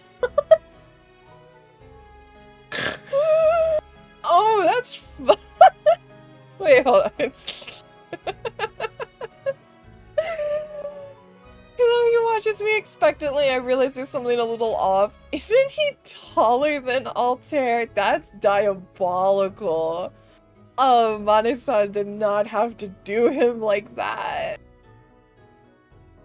Isn't he taller than Altair by a couple of centimeters? I checked the shoes he's wearing. He'd certainly be taller than Altair, even without the shoes on. What's wrong? Something wrong? He has the same voice as him. Everything else is right. I'd often heard this tone from Altair when he's worried about me staying up too late studying maps. Maybe he just hit a post-guild anniversary growth spurt. Either that or I'm just remembering wrong. Damn, you don't have to do him like that. You don't have to call him a short ass. That's fucked up. It is funny because, like, so, dude, it's really funny because, God, holostars is so short. holostars English is so short. It's so funny. They're all they're short and then there's Shinri. Who's, like, decently tall. And then, like, I think Axel is actually around, like, 5'10" or so, I think. So he's good. He's good. Ruse is, like, Ruse is funny because he's like, I'm almost 6 foot, but I get fucking mogged because my sister is, like, 6'2". But I think I think a lot of them actually are on the shorter side, which is really funny. Especially Haka, oh god, I wonder if they're gonna call him short in his. I don't think so. Weird. You scared me. I didn't know where you ran off to, Mina. Oh. Okay, so so he's just like, yeah, I know everything. The guild's really, really far from here. It'll be a while before we get back. He knows my name, knows about the guild. I'm probably worried for nothing. Okay, yeah, he's gonna be like, is he gonna be like a yandere? He's got yandere eyes. He's got the yandere eyes going. Like my Halloween costume? Maybe to ease my anxiety, Altair lifts the ends of his cape and slings it behind him so it flutters. Come to think of it, my last memories of the real Elysium had been around Halloween too. It's cool. But it's hard for me to pay attention to something like that. If I'm honest, I don't know where this place is or how I wound up here. I never really seen a place called the Ice Plain on the maps back in the guild hall. Most people haven't. Guild newbies especially don't get access to those kind of maps. After all, the Ice Plain's a dangerous place. I'd be crazy to send any of you guys this far out. I wonder if it's a thing of, like, all of the routes are happening at the same time. So, like, the reason Axel and Mina were able to go into and just steal the shard because Altair wasn't there is because Altair at the same time was also taking Mina somewhere else. I wonder if it's, like, there's basically different versions of myself in all of them at the same time, which is why they're not intersecting with each other. I wonder if it's, like, that kind of scenario. And then that's why he wasn't there when Axel took the thing. That makes sense. I was attacked by monsters on the way in. I managed to handle it by myself, though. Must be thanks to your training. No way, that's all you. Don't sell yourself short. I feel less on guard. Any difference I'd sense really must have just been my imagination. We should get some rest before heading back to the guild hall, yeah? If we turn in early tonight, we can leave first thing in the morning. Altair slips the book we've both taken interest in somewhere on his person. Is that okay? Don't underestimate Tempus connections. I'll fill the owner on it later. Come on, Mina. Let's go home. Altair and I venture through the Ice-Plane Kingdom streets. He leads the way with his usual charisma, and I follow without thinking. We reminisce about the other members of the guild. He even tells me funny stories one at a time about all of them, from times even before I joined. The journey doesn't feel long, and before I know it, we stop in front of a castle at the head of the kingdom. Even though it's freezing out here, the gardens manage to keep the plants green. Yeah. We move eventually into the castle itself. Horned guards and servants bow as we proceed hall after hall. Coming upon the throne room, I can't help but feel a bit awkward. In contrast, Altair isn't fazed at all by it. He stays cheerful despite the dreary and intimidating surroundings. It just so happens that I'm friends with the royalty here, but it looks like they're not here. Mind if I go get the servant quarters so I can let them know what's up first? All things going well, we'll enjoy a full 6-course dinner and a huge fluffy bed to sleep in tonight. I'll be right back. Sure, I'll wait here. Cool, thanks. Altair gives me a polite wave and hurriedly turns to head inside. In the same moment, the book falls out of his cape without him seeming to notice. I bend over and pick it up off the floor for him. But before I can let him know, he's already left the hall. I guess I can read through the book a little while waiting, since it seemed interesting. Elysium's Truth, huh? He'd been really set on reading it. I opened to the first page. Prologue, The Hollow Tree. To understand the true Elysium, we must first understand the Hollow Tree. Thinking back on it now, I hadn't seen the Hollow Tree here at all. Yeah, this is like actual like holostars lore. Like actual holostars lore, because Elysium is the name of the world that the holostars lore takes place in. It is separate to like holostars lore is separate to general Hololive because like the gender, you know. Shouldn't such a distinct landmark be visible even from far away? I continue skimming the pages one by one, flipping through. Chapter 1, The Founding of Guild Tempus. Wait a second. This book is... Chapter 4, The Land of Xenokuni. Xenokuni mention! It seems to be an encyclopedia about my home. Our home. Why would he be set on reading about a land he lives in and knows firsthand? He's our leader. He's the one who led so many of the expeditions. Another chapter titled to the end catches my eye. Chapter 10, Return to the True Elysium. Return? As in we're not already there after all? Don't scare me like that. I jolt and drop the book when suddenly he comes back into view. Whoops, forgot my book. I need to take that with me. Altair crouches to collect it from the ground.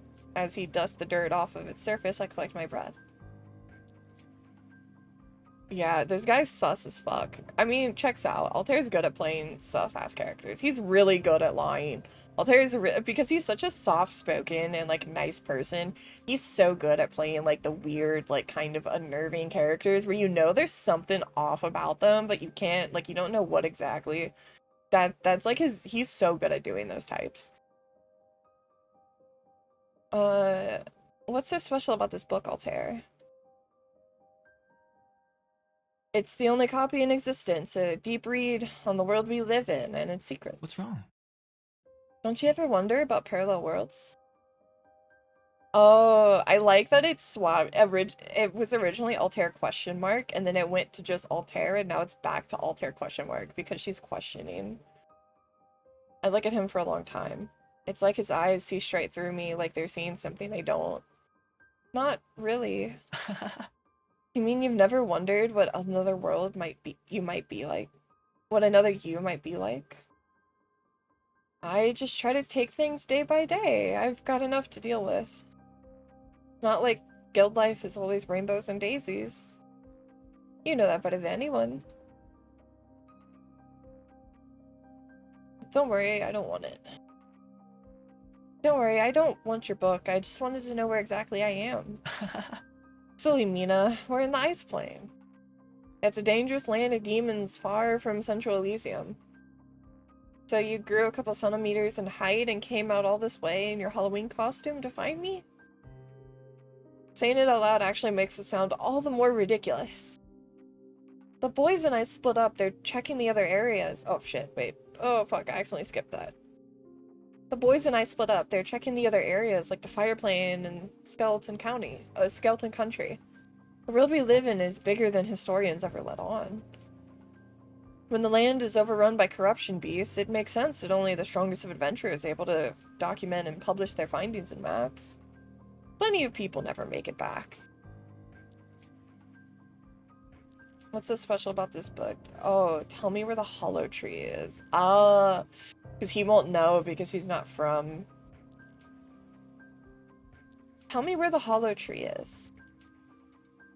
It's too far to see from here. But it can be seen even from Xenocony. Something so big wouldn't just up and vanish. The hollow tree is dead ass just a gigantic fucking tree like in the center of the world that is like goes up into the clouds. Like it's a big fucking tree. You can't miss that big fucking tree.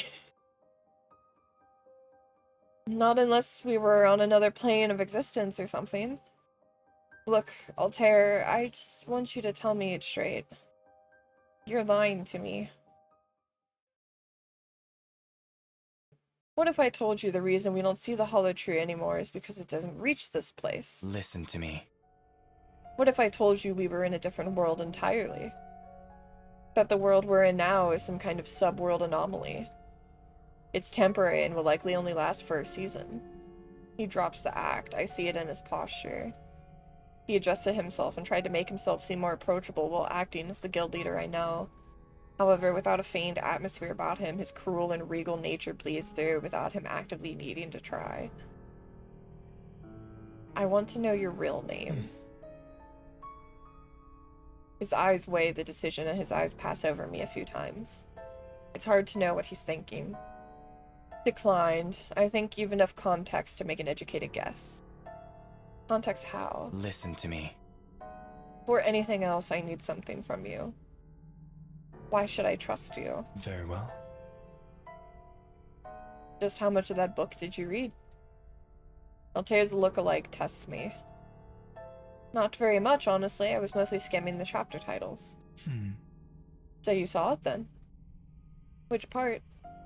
Chapter 10, Return to the True Elysium. I saw that, yeah. The True Elysium is probably my home, isn't it? Where's the real Altair? Where the real Altair is. Real? Crap, maybe I shouldn't have phrased it like that. I can't meet his eyes for some stretch of time. Seeming to let what I said pass, the stranger speaks once more. Listen to me. Dear Mina, allow me to make things very clear to you. This book holds secrets that only you, as a resident of the other Elysium, can help come to fruition. Neither Elysium is any more or less real than the other. Despite knowing that, you'd like to see the Tempus members again, wouldn't you? So again. He takes my wrist and pulls me closer. His voice is low as he whispers in my ear, one syllable plucked evenly after the other. I need something from you. And in exchange, I will help you return to the true Elysium once you give it to me. While it is true that I am called the Demon King by rivaling lands, I can be quite benevolent should one know when to humble themselves and simply obey. Demon King Regis? You're Demon King Regis? Regis is his first name. It's Regis Altair. Sublime, you've heard of me through him. I knew there had to be a tear in our worlds by how much more often we'd see each other in our sleep lately. Well, him and his nightmares, I'm never kind to him. A sadistic smile that spreads across the lines instills a fear in me like that of a cornered animal. But I digress. Listen to me. You will do as I say. You don't have a choice. You will give me what I want. I'm gonna hit him because I would love the chance to get to hit Altair. I don't accept orders from anyone undeserving of respect. Not that Altair's bad. Altair's a sweetheart, but he's annoying sometimes because he's Axel's best friend, and if I have to see them do the fucking glizzy train one more goddamn time. Emblazoned by my anger, I throw the back of my hand at the side. Oh my god, we backhand him? I feel an impact and hear him grunt in pain. That's when he frees my wrist to catch me where he'd been struck that I know I'm able to make a run for it. I whirl on my heel and the sound of my footsteps bounce all through the throne room walls. Anywhere is safer than here. Behind me, I hear him laughing. His laughter cuts short abruptly when the door comes closer into view. True to his demon title, the king commands the attention of all his servants. Enough of this. Guards to the dungeon. Damn, I get imprisoned. What the fuck? I'm not sure what happened between then and now. At the mercy of the Demon King's servants, I can only guess that I was knocked out and dragged to the dungeons. It would make sense. The floor under me is wet, hard, and cold. I taste my own blood in my mouth. When I open my eyes, I see the Demon King through the bars watching me. He stares down from a high place without compassion or care. The book from the library is in his hands, and I think I could catch a glimpse of the weapon on his hip. He gives a page in the book one last look before throwing it behind himself. Listen to me. I need the keys. The what? Oh, the story keys, I'm guessing? His voice croaks, unrecognizable by my own ears. I try to pull myself up, but my body will hardly move at all. The guards must have really let me have it before. The Demon King's gaze falls to where I'm curled. The clicking of his footsteps draws closer to me. I don't come to look up at him because my head is too heavy for my neck anymore, but I still feel him glaring through me. Ah! The heel of the Demon King's boot comes to the center palm before crunching it beneath his weight. Ow! Tears blur my vision while I try to free my hand from under him, and he chuckles at me when I do. Without remorse, the Demon King twists his heel further into my palm. Ah, Jesus! Very well. Well, have it your way, Mina. I'll play with you as long as you'd like. After the tendons in my hand start to give out from under him with a shatter and a snap. Oh my Jesus! The Demon King eloquently lifts his foot as if he'd done nothing out of the ordinary. Oh my god! Cruelty is as natural to him as breathing is. Man, I'm glad Axel and I burned your shit down. Jesus. The barred iron door creaks from above me as I started to sob. And the Demon King's figure casts a deep shadow over me when he lets himself into the dungeon. Taken from a candelabra just outside through the bars, he tips a burning candle over to where I lay on the— oh my— Jesus Christ! He's just gonna torture me, okay. Scalding hot candle wax splatters across the side of my face and neck. I spasm on the floor, try curling into myself to protect myself. The Demon King is not amused with my reaction and drops the candlestick as indifferently as it had been lifted. The candle snuffed out by his still bloody shoe heel. Listen to me. I'll say it again. I need the keys. If I knew how to give them to you, I would. But I can't help you even if I wanted to. They're like spiritual or something. They're not physical keys. Liar. I'm not. My voice strains in a desperate way. Very well. You're quite stubborn. We're not finished here until you give the keys to me. My heart sinks into my stomach with dread when I see him draw the weapon. Oh my god, is he gonna kill me? His blade edges gleam blue as he brings it down over my side. Blood erupts from the open wound as he pulls it. Oh my god, he's gonna kill me, I think. Gah! Listen to me. The keys. The Demon King stabs the back of my arm with his weapon, his expression relaxed. As I roll to try to bat him off me, I see some of my blood is splashed on his cheek. Stop it.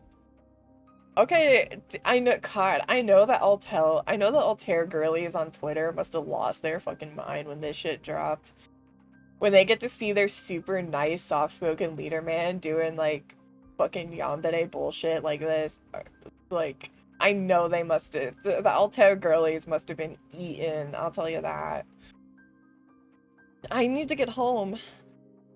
My head is spinning. Little more than a deposit on the floor. I muster all my strength to try and crawl away from him.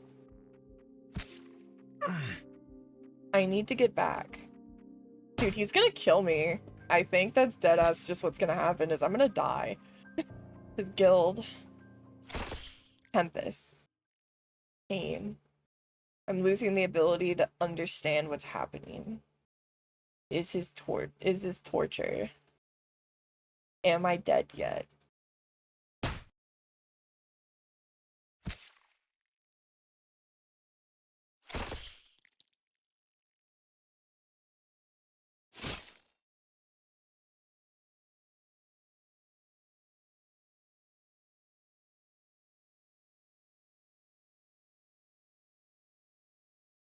What the fuck, Altair?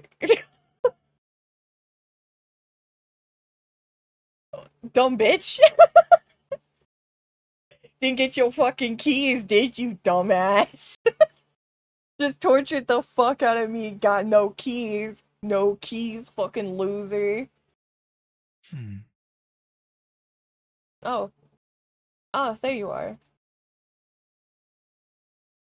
Oh my god, is he like Monica from Doki Doki? Is that what this is gonna be? Is he gonna be the Monica? So now, once I get all the keys, he's gonna show up again, and that's how we're gonna get the true ending? Is that what it's gonna be? Is he gonna be the fucking Monica? There he is. To be fair, it is a really pretty art. He does look sick. I mean, I guess technically, like, if you really went, like, from the top, you know, you would do his first, which, that would be a crazy start. And then you go to Axel, who's just gooning it up and being like, yeah, we're gonna, you know, after all that, now we get to destroy everything he has. And then, I think this is Betel, and then Haka, and then Wee Wee, and then Flayon, and then this is the true one. Okay. Dang! Okay, stupid ass. Okay. Next we'll do Betel. We'll do Betel. We'll go to Jester. Ooh, I already like this background. Everything ready for tonight's set. Betel, my Pookie. It's ready. Great, you finally made yourself useful. We'll be on in about 15, so you better get backstage before then. Don't you have other stagehands? Could you tell me what I have to do for the show again? Do you have other stagehands? Don't you have other stagehands? We wouldn't be in this predicament if I did now, would we? But you claim to be the best showman of, this place. Elysium, well, Skeleton Country and Eastside Elysium anyway. This isn't Elysium. Elysium is where the real Tempest Guild members are, and no place called Skeleton Country has ever existed. I know this is a fact, but it's not worth arguing about. Damn, she really is just like, I'm not arguing with this dumbass about if Skeleton Country is real. Hello, we have a show to do. Sorry, I know, I just really thought you'd have other people helping. I want to live in Skeleton Country, right? Like, that sounds sick. Well, the thing is, Betel is a goth man, so I know 100% he was like, listen, I need a whole region made. I mean, I used to, but none of them could keep up. See, the skeletons littered around the room. They'd been the first thing I noticed. The showman notices I'm watching him. After making his way to one of the femurs on the ground, he gives it a hard sweep with the edge of his boot. The bone goes airborne in the air to get some motion, clanking noisily against the dressing room wall upon impact. I feel gross watching him. Hard not to. Those are the guys that couldn't do their job, so you best not test me and wind up as one of them. Yep, that's Bettle, alright. Yep, this is Bettle. He is very perfectionist about what he does. His laugh comes unnaturally as a suggestion of murder. As I watch his shoulders shake, I feel as though I'm suddenly watching our interaction from outside my own body. My gut had been right. The bones aren't props at all. They really used to belong to someone. You said when we first met all the people in this area are skeletons. And Hence skeleton country. Nice to know your ears work. So, skeletons can die. It doesn't make sense. Nothing here does. It shouldn't surprise me at this point. We're all just skeletons. You're a skeleton too. The statement is just about as helpful as I anticipated from him. The showman waves his hand flippantly, and it's clear to me that I'm absolutely dispensable in his eyes. I guess I'm just another sack of bones. My life is a joke to him. Don't make brain-dead faces like that. People will know you don't know what you're doing. Hear me, we got a stage waiting for us. Here, I'm gonna also go, yeah, we'll do a save for Bettles. Could you tell me what I have to do for the show again? I see his expression flatten, seemingly like he isn't too pleased that I asked. How many times have we gone over this?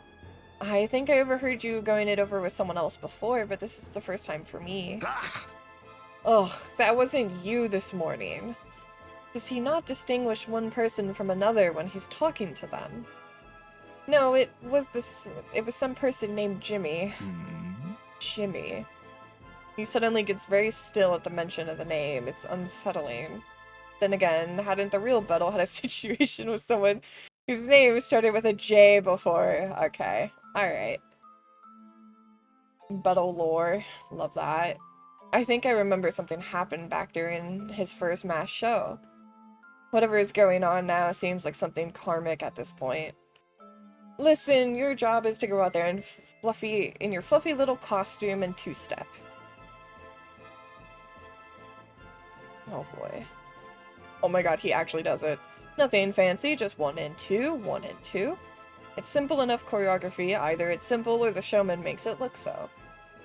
Got that? You need me to do it again? Just smile, do that, and we're gold. I think I can handle it. Then hurry, let's get out on stage. To the stage.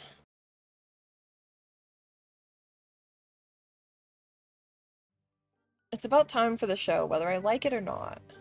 I don't want to end up like those broken skeletons in the dressing room. After tugging the end of the costume gloves I've been forced to wear, I reluctantly follow the showman on stage. Yep, this is accurate.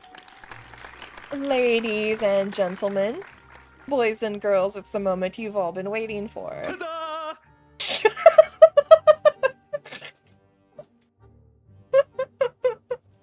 Jesus Christ, Buttle. God damn it. I know, God, he must have had so much fun recording his voice lines for this. It's me. Wait, he's already started? I'm not even on stage yet. I frantically hurried to the wings. I tried joining Bettle's doppelganger on stage and find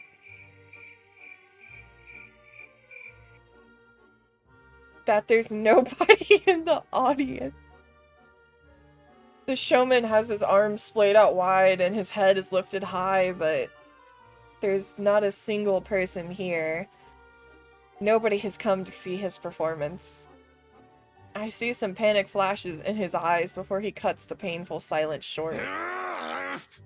Crap, crap, crap, crap, why? His voice cracks with frustration as he stomps his heel once like a child throwing a tantrum. His fingers clutch the ridges of his top hat. Oh god, I gotta be careful because this man is unhinged. I gotta be very careful with what I say. It was tonight, wasn't it? Wow, so I learned those dance moves for nothing. This is awful, I'm sorry. He's insane, so naturally he's my favorite.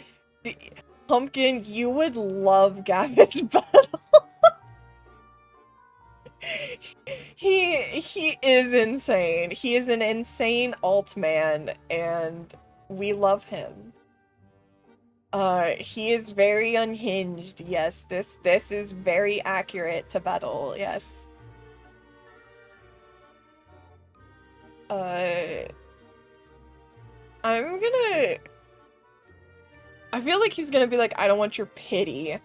If I say this, he'll be like, no, I need to know that. I'll say it was tonight, wasn't it? It was tonight, wasn't it? Come out of my spot and join him properly. Yeah, it was. September 3rd, 1417. No mistake. Where are they? Was there anything else going on in Skeleton Country today? Anything else? Don't be stupid. My show is the most important thing there is for anyone living here. And they know what'll happen to them if they skip. I remember the skulls and bones littered around the dressing room. In any case, I should try calming him down. Where I come from, people have other obligations. Aren't your expectations unreasonable? I don't remember asking. He's so self-absorbed. Looks like I'm not even being heard. I mean, if you don't want to listen to me, there's not much more on it I can say. Stay mad, I guess. Ugh, I thought for sure there were at least 3 other skeletons still come around. 3 is not a big number. Well, that's all that's left. Is there a skeleton birth rate problem or something? I'm still new here, so it's not like I'd know. Not a birth rate problem, there were plenty of skeletons living here before. But now there aren't any? Take it from me, the ones that aren't here anymore weren't worth having anyway. I don't think that's something you can just decide. Look, they had a chance and they blew it, just believe me. The dwindling skeleton population, is it this guy's fault? About what you said before, didn't you say that we're all skeletons? And... Oh my god, Metal. But you're not a skeleton. You're the only one here with skin, hair, muscles, besides me, that is. And... Having those things doesn't make me not a skeleton, and I'm only this way because... Actually, you know what? It's none of your business. I've got a show to do. We don't have an audience. You don't get it. There will be a show. There has to be a show, because I have to do a show. Demanding it as such, he raises his voice loud enough for it to reverberate against the empty seats. His eyes jerk around the stage in an erratic way. I don't really understand where he's coming from, but some part of him seems afraid. Why would he be so stubborn about performing, even if no one's come to see? Get in the front row. What? Just get in the front row. Okay. I love him so much. He's so cute. I love him so much. He's such a silly little guy. He's such a silly little guy. Maybe this is the life I'm doomed to lead now. One where I just submissively do whatever this crazy guy tells me to. As I take a seat in the front row, I can't help but be reminded of Bettle's rehearsals back in the Tempus Guild Hall. Those times have been much more of a two-way street than this. Bettle had always understood the importance of keeping his audience happy. This is Bettle if he just crashed out. And even though this showman guy looks just like him, their motives for being on stage couldn't be any more different. Ta-da! Oh my god. Wow, a crowd of 1 today. You really came out all this way to see me? I'm snapped from my thoughts by a blinding spotlight that finds its way to me. Squinting through it, I still can't see anything, only those rainbow swirls you sometimes see when you shut your eyelids when dizzy. Yes, sure did. Oh yeah? Oh my god! It's fucking voice lines, Battle! Yeah? Oh my god, he must have had so much fun with it. And what's your name, traveler? Oh, I realize he never asked until now. It's Mina. Oh yeah? I'm sorry, the way he said that is so funny to me, yeah? I love when Bettel talks like a Muppet. It's my favorite thing. Crazy stuff, Mina. Where did you come from? My eyes are adjusting to the light. I don't have to squint so much. The real Elysium. I'm a member of Guild Tempus. Even from down in the audience, I searched the showman for any semblance of recognition. Like maybe some of Bettel is trapped in there somewhere.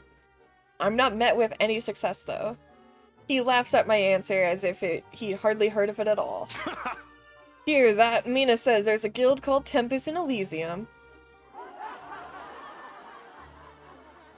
Where'd the laugh track come from? I turn in my chair to check, but the hall stool is empty as it was. How about this? Anyway, how about I do a little dance? Pink smoke bursts from the ground, and the showman is suddenly wearing tap shoes. Oh my god. He begins to shuffle. He builds quick rhythm, feet scurrying across the stage with the finesse of someone who's taken lessons their entire life. I hate to admit it, but it's not bad. I don't think even the real Gavis Buttle can tap dance. No, I don't think he's coordinated enough. You know what? I'm gonna hype him up. I'm gonna hype this silly guy up. Yeah! Woo! Yeah! I'm not about to be a bad sport about this. This guy is talented. Ta-da! The showman seems delighted by my response. He does a twirl. How about this? Anyway, how about I do a little dance? Pink smoke bursts from the ground, and the showman is suddenly wearing tap shoes. He begins to shuffle. He feels quick rhythm, feet scurrying across the stage with finesse as someone who's taken lessons their entire life. I hate to admit it, but it's not bad. I don't think I've even seen the real Buttle tap dance. Oh my god. If I cheer for him, is it just gonna repeat? That's pretty funny if it does. Bad sport about this. He does a twirl. Okay, yeah, he's gonna keep doing it. He's gonna keep doing the same fucking thing. Oh my god, Gavis. I'm gonna do nothing this time. I'm not gonna boo him. I'd feel sad. I'd feel bad about booing Gavis. I would feel bad. I'd feel like making fun of, like, your little brother. Who's doing, like, hey, watch this! And then does a thing. As I study it, I realize that something's missing from the performance. I don't do anything. I just stare. The sound of his tap shoes gets faster and faster. He's doing all sorts of stunts, handstands, and flips, but I just don't care. The performance doesn't make me feel anything. Oh my god, he's gonna crash out. Enough of that, yeah? There it is, that scared sound in the voice again. Is he okay? Oh my god, he's gonna actually crash the fuck out. In the blink of an eye, his tap shoes disappear into another puff of smoke until he's back in his regular shoes. How about this? Knock knock. I remember that I'm the only person in the audience. Who's there? I'm Justin. You're Justin who? Ta-da! I'm just in your bathtub naked, so don't call the cops. Jesus Christ. Oh my god. This is a fucking schizophrenic episode. What the fuck is this? I'm gonna give him a pity laugh. I'm so polite that I laugh. It's more like a chuckle, but it's sparse enough to... It's sparse as both the awkwardness of silence. He looks relieved and wipes the sweat from his brow. How about this? Anyway, how about I do a little dance? Oh no. Oh god. He's dancing again. He's doing the quick shuffle. Oh my god. He's dancing again. No. I'm gonna do nothing again. I'm gonna do nothing. Oh my god, he's gonna lock in. That's all he knows. This is all he knows. Oh no, Gavis. Oh my god, am I gonna have to not laugh at his joke? I'm gonna have to make him crash out. I think that's what I have to do. I did get an achievement for pity laughing at his joke. I think I have to make him crash out. I think that's what I have to do. Yep. I have to make him crash the fuck out. I don't laugh because it's not funny. To be fair, I thought it was kind of funny. I feel bad though. I feel like I'm bullying him. I feel like I'm bullying him. He's trying his best. The showman watches me, stretching to the beat and waiting for me to digest his punchline, but I never do. I'm tired, and I want to go home. It's not funny. That one wasn't funny, huh? Yeah, I didn't think so either. He laughs to fill the space. I don't budge. Can't win them all. You'll like this next one, I swear. How about this? Watch me swallow this whole walking cane. He pulls a wooden cane from thin air, unhinges his jaw, and inches it forward little by little. Okay, I'm gonna save. I'm gonna cheer him on because also I want to see if I'll get another achievement, and then but it might. I'm gonna cheer him on, and then if it. Oh my god, this yeah, he really is. He's like, I'm gonna unhinge my jaw like an anaconda. That's dangerous. I can't help but yelp. It's uncomfortable for me to watch because it looks so painful. Or the showman gives me a thumbs up before he begins to hack and cough. Patooey! As he spits the entire cane out, the prop flying like a projectile across the audience. I dodge it while it whirls over my head. You're taking this way too far. Ta-da! But it entertained you, didn't it? How about this? Oh my god. Okay, yeah, so okay. Now I'm gonna not respond. I watch him swallow the entire cane. My costume's getting kind of itchy, so I scratch myself. At that, I see him start to panic. He hasn't admitted it yet, but it seems my reaction to his performance is more important to him than I thought. Mina. Hearing my name for him, remembered for this long, makes me nervous. I might be the only person whose name he's ever remembered. What is it? Aren't you even a little entertained?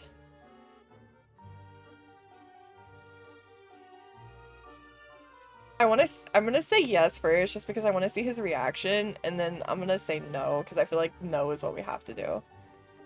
Phew, you had me there for a second. Scared of what? How about this? Okay, yeah, so we just have to crash him out. Everything becomes still. The showman watches me for a long time. No. Sorry. No. No. He begins tromping down the stage towards me. You can't not be entertained. You don't know what that means. The showman grabs my face and shakes me around like a baby rattle. It doesn't mean anything if you're strong-arming it out of people. Are you stupid? It does. Oh my god, he's so buggy-coded right now. I love this. His voice is strained. I hear something dark beginning to stir, like the realm is beginning to spin. Oh, CG time?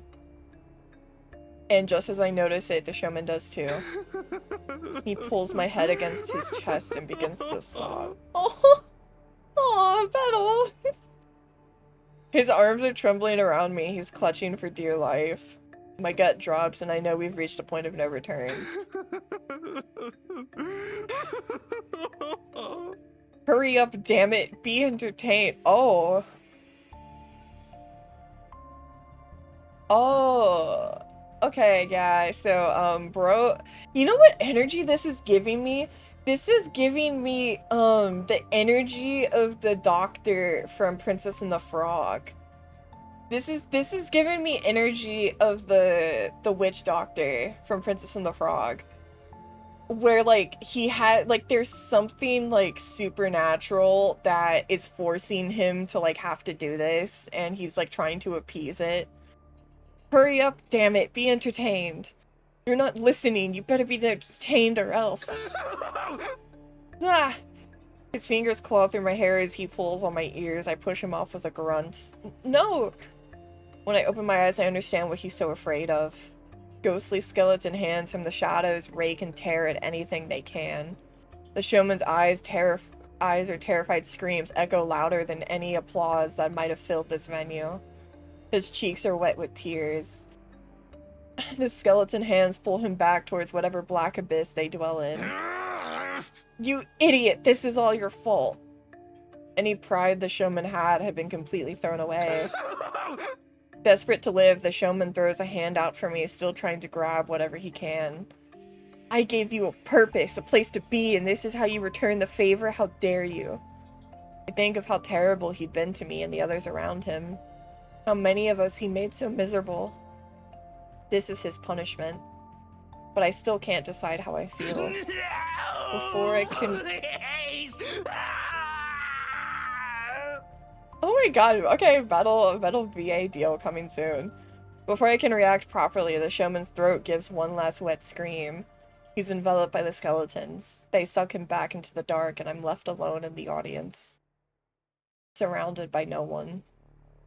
With no one on stage. I blatantly realized what happened. It's a pretty art, though. The showman is dead. Ah. Now this is entertainment. This is entertainment. I'm entertained.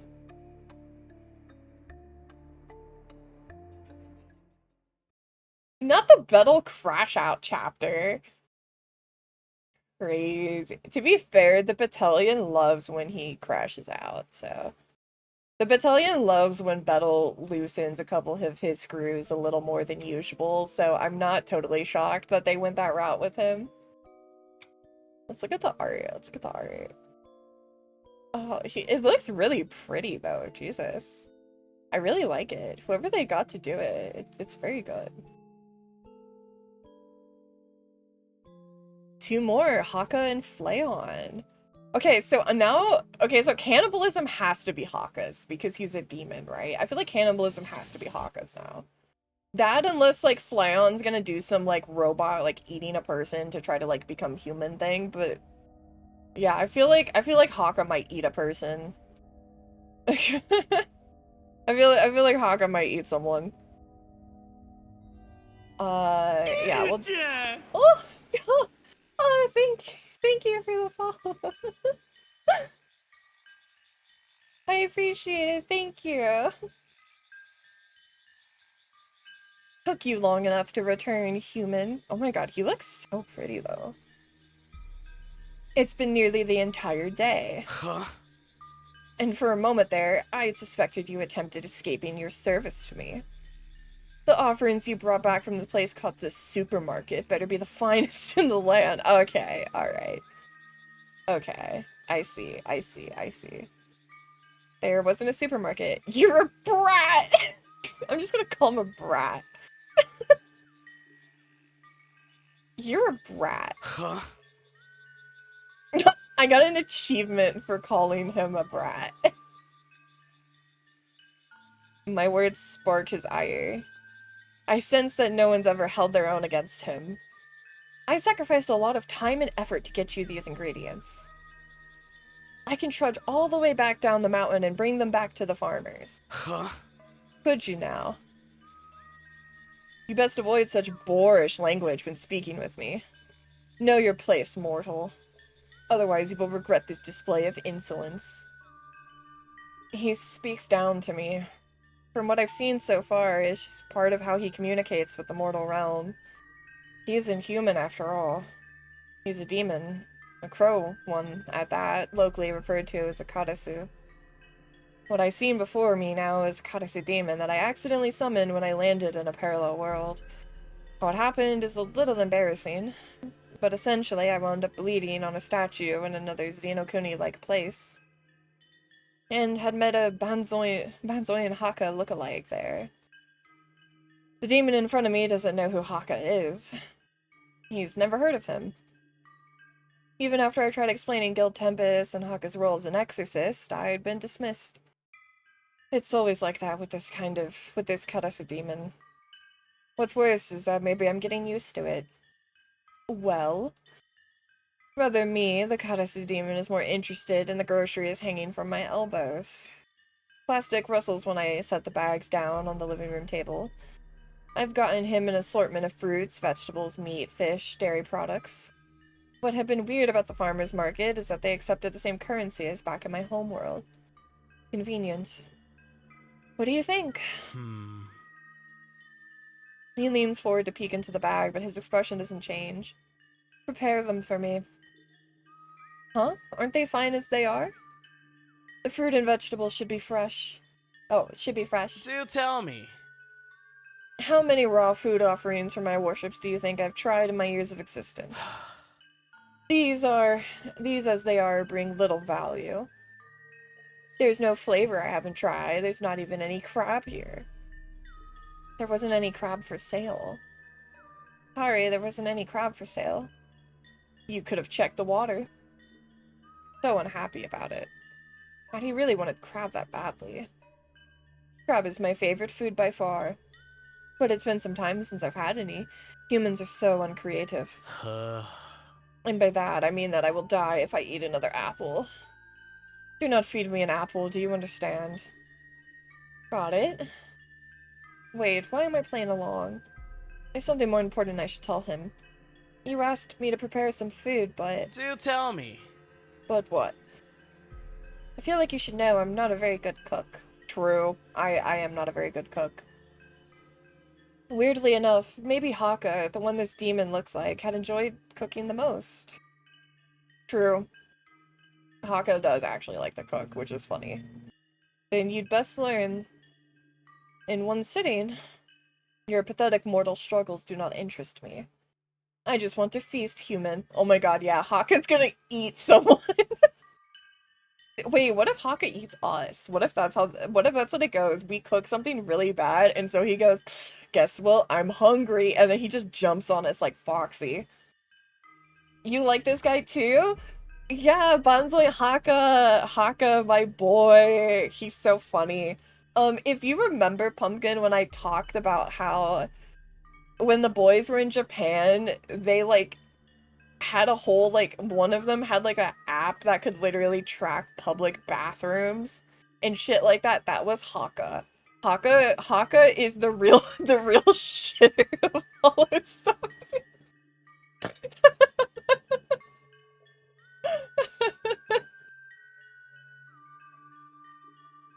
He is! Him and Shinri were having a heated discussion, much to Axel and Flayon's detriment. Yeah, Haka's great. He's so fucking funny. He's great. He's so over the top. He's so funny. I believe he does quite a bit of, like, cooking streams. Like, I think he does, like, hand cam cooking streams and stuff like that sometimes. It's been years since I've been summoned, and my physical manifestation is hungry. Okay, as long as you're not going to be too hard on me for anything. Also, Haka and Shinri are there's like duos within Hollow, you know? Like, Axel and Altair, because they're both the only two left from their founding generation, and they're the founder boys, they're besties. Haka and Shinri are super close. We call them takoyaki because Haka is Latino and Shinri is Shinri.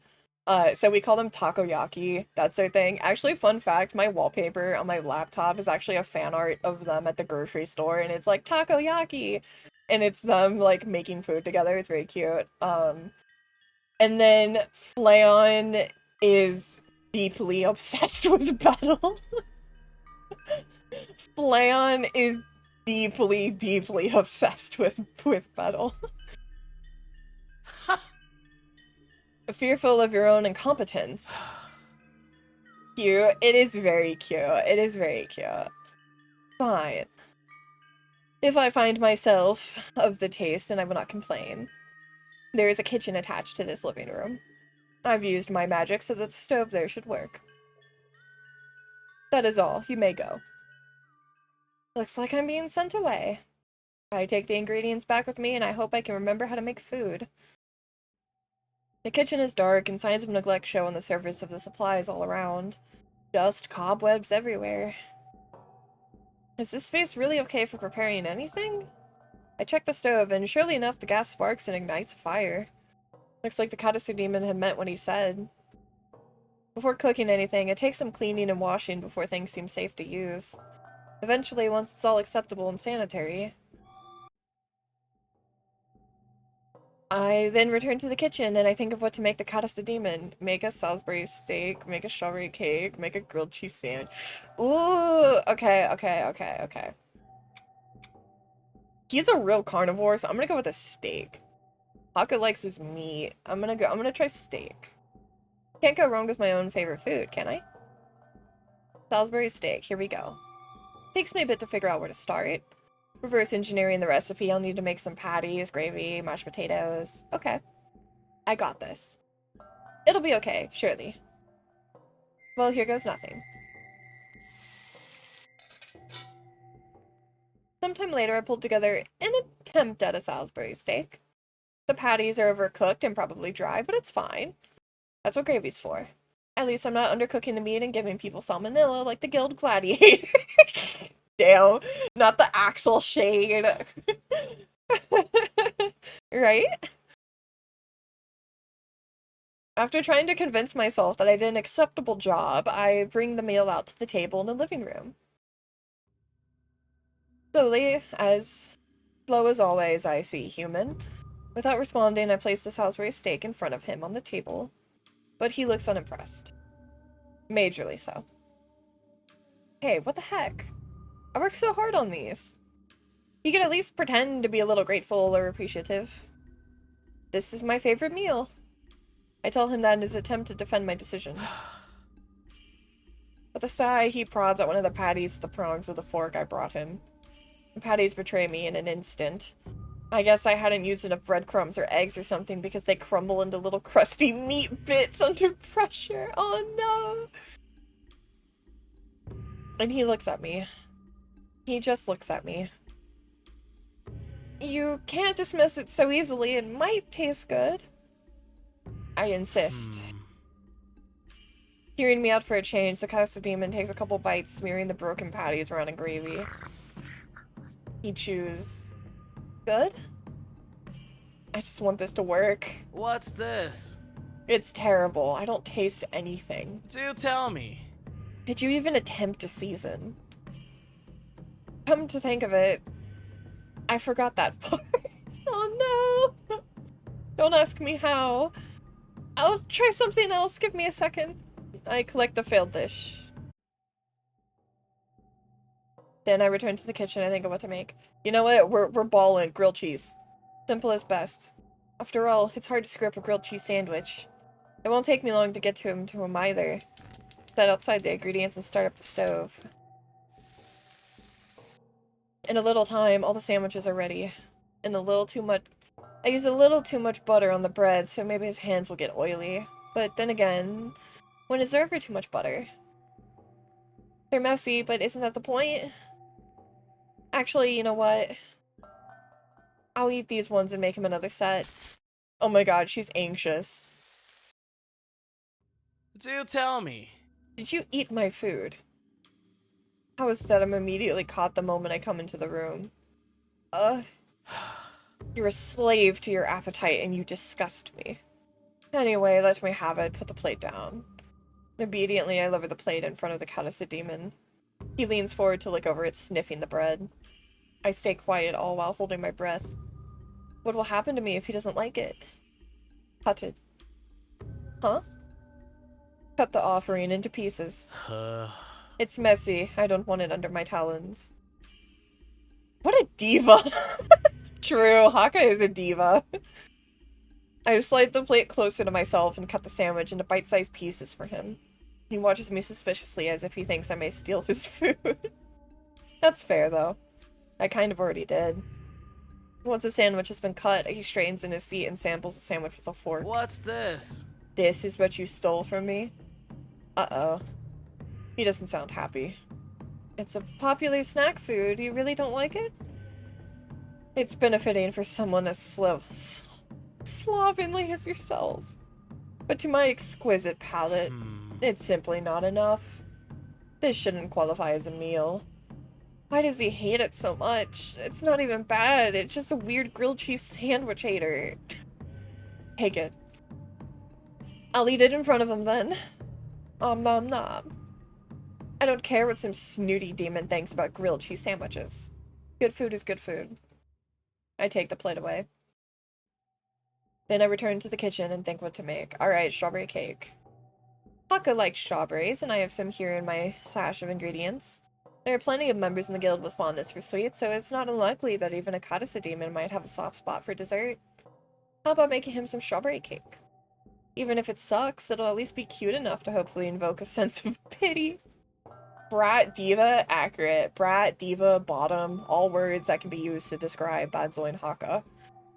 Strawberry cake it is. I prepare it one bite at a time.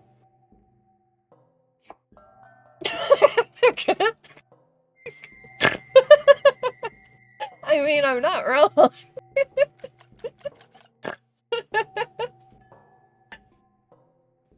And just like that, I manage. It looks really good, actually. I might have discovered baking as a hidden talent. I'm actually a pretty good baker, so checks out.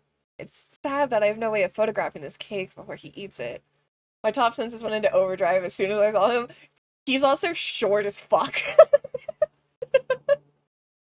He's the little guy. He's our resident little guy. Him and Bettel are the resident little guys at holostars.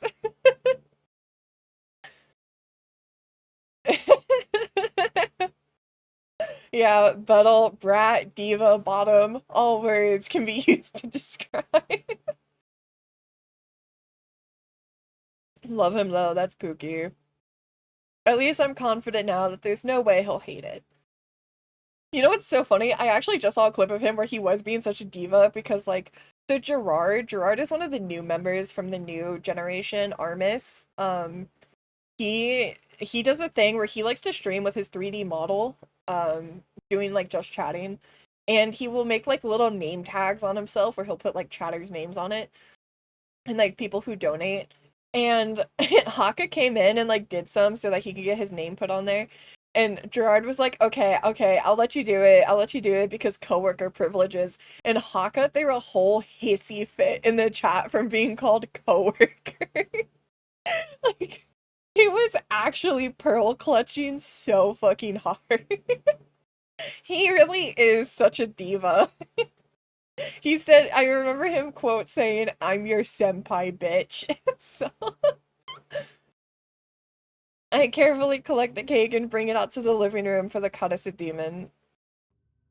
Ta-da! Look what I brought you. Oh? Well, it looks the way it should. The Kadasa demon carefully angles his head as he observes the cake. However, try as he might, he'll never find a flaw. Frankly, I deserve a trophy or a blue ribbon or something for making him such a beautiful strawberry cake.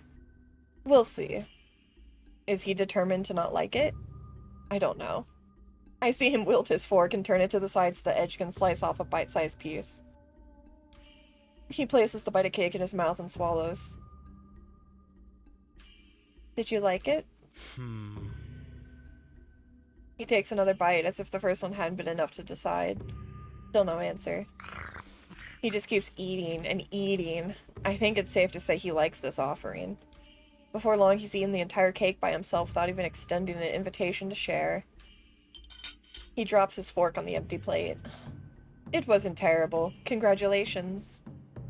Woohoo! A victory for me! But I'm still hungry. He's gonna eat us. Still hungry after eating an entire cake by himself. And why is he in such a hurry to make sure I don't stay happy? There aren't enough ingredients left for me to make a whole cake. Then make something else. I'm still hungry, I said.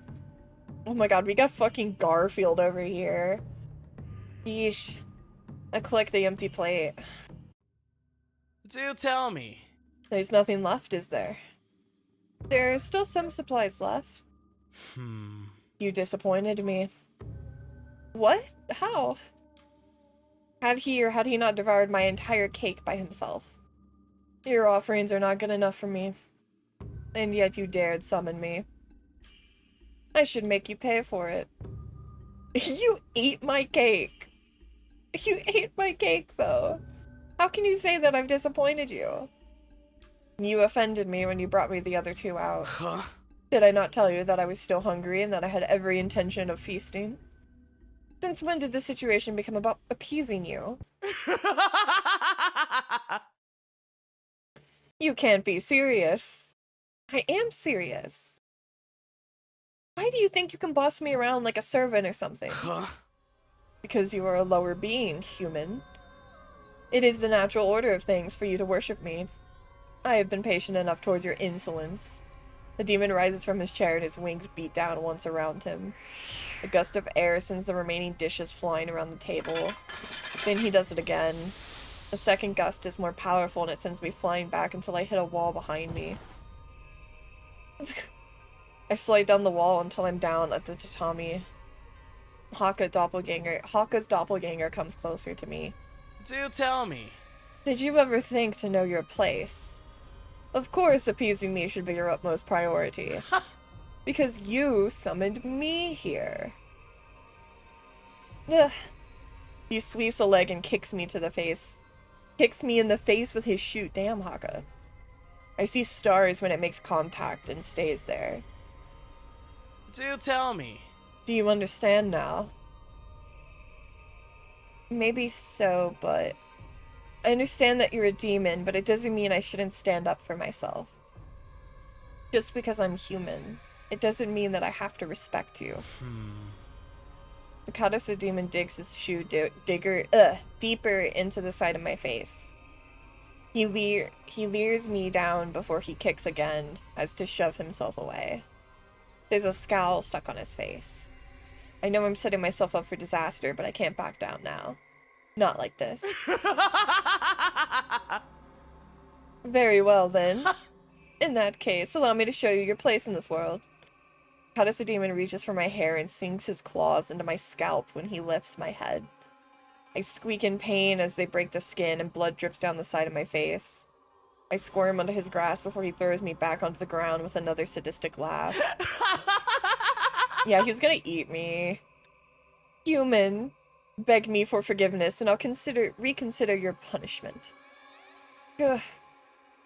I'm too disorientated to respond. I sit up from where I've been flung aside and slowly try to recollect myself. Did something happen? Everything abruptly goes still. I look up and see the Kadasa demon is licking the blood from his nails. Oh, yep, here it is. He's doing that and then... Delicious.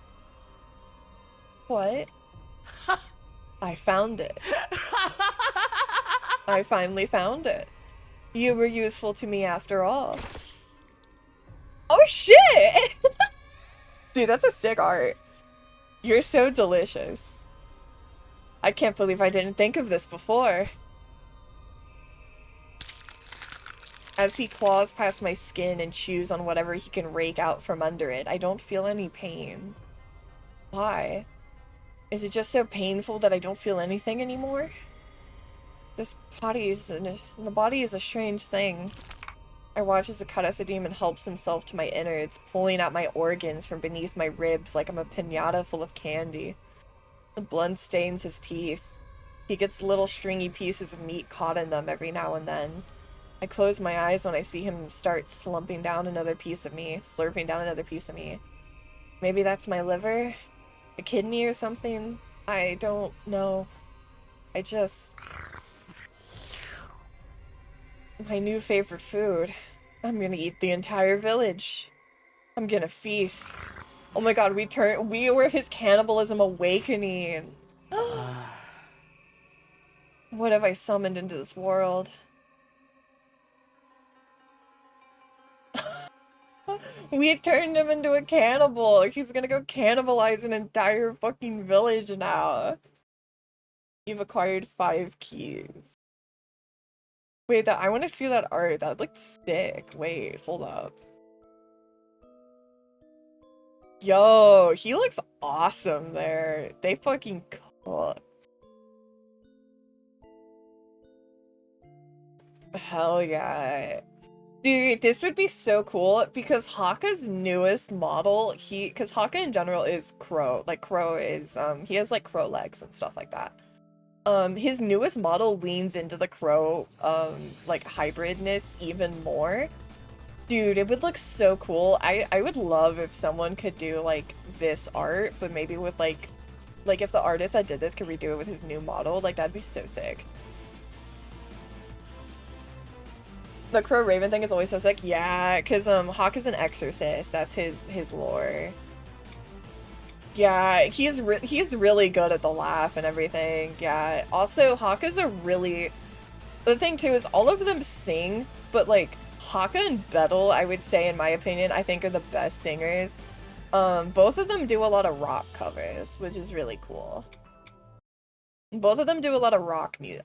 Haka is like obsessed with rock music, so he does a lot of covers on it too. So like it just like the aesthetic just really fits for him. All right, now we just got Flayon. We just got Flayboy. He looks so cute and little, just a little guy. Rain slips through the green foliage above me. It falls and patters against my skin and hair. As my clothing starts clinging to me, the air around is rich with the smell of wet leaves. It's not bad. Strange, I can't recall what happened between when I'd stepped through the door and now. Perhaps I shouldn't be surprised. Of course, the way back to Tempus Guildhall wouldn't be as easy as going through the right door. There's no point in sulking. I may as well try my best to figure out where I've turned up. I know it's a forest, at least. Then again, I know a lot of forests. I've never been good with distinguishing one from the other. All trees look the same to me after a while. If only I were... if only I were a Machina ex Flayon. The guild's pilot always seems to be able to memorize landmarks without trying. He rarely needed to check his maps after the initial expedition, and I always reached out to him when I found myself lost somewhere. Oh, there's an idea. I think to check my communication device and contact him. Come on, Flayon, pick up. Drat, failed signal. Gotta be kidding me. I give it another try. Ugh, failed signal again. I hear something or someone approaching, but have no weapon. Turning to face the source, I raise my fists in case I need them. But when I do I see someone familiar. Oh, he's so little! He's so cute! Red hair dripping and close to his face, Flayon seems to have found me here in the woods. I see. It's you. Where did you go for so long? I love when they dress him like a little Victorian boy. I love when they get him in the black butler fit. I waited years and years. I thought that maybe you wouldn't come back for me. But it's really you. How beautiful. I'm so happy I could die, Master. We waited... Are you Flayon? Flayon... Is that you? This is Flayon. Something is very wrong with him. That smile on his face dims. It's at this moment that perhaps both of us realize that we've been mistaken. There has to be a reason. The disappointment is showing on his face. No. Flayon is... I see him hesitate. Flayon's name means something to him, but I don't understand it.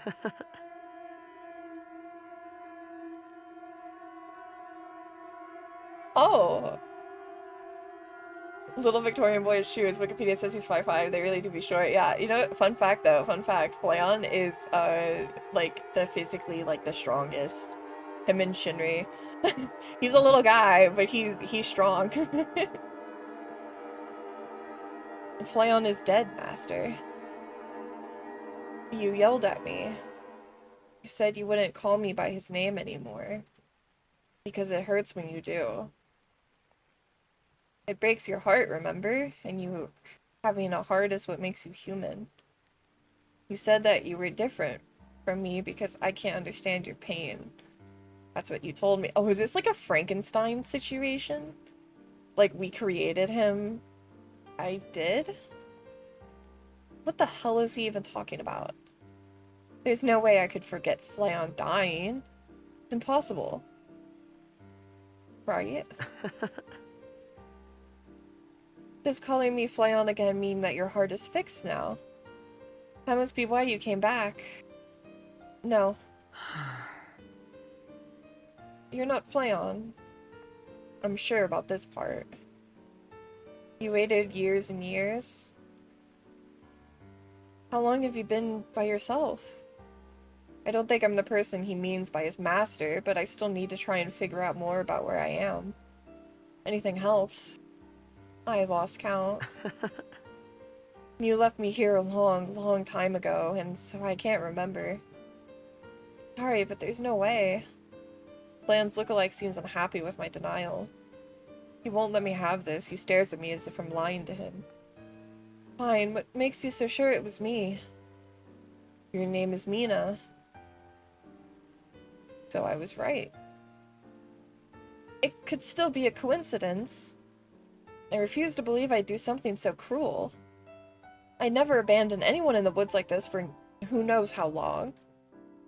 I don't blame you for what you did, Master. After all, you're the reason I exist. Okay, yeah. There's such finality and weight to what he says. He believes to the bottom of his core that I'm his master. But what does he even mean by that? I only feel more confused than I did before. You have the wrong person. I'm sorry, there's just no way. But you created me. Really? Did you really forget? There are reasons beyond simply forgetting that make his claims impossible. That's just the thing. There's no way I could have created you either. I should watch my words.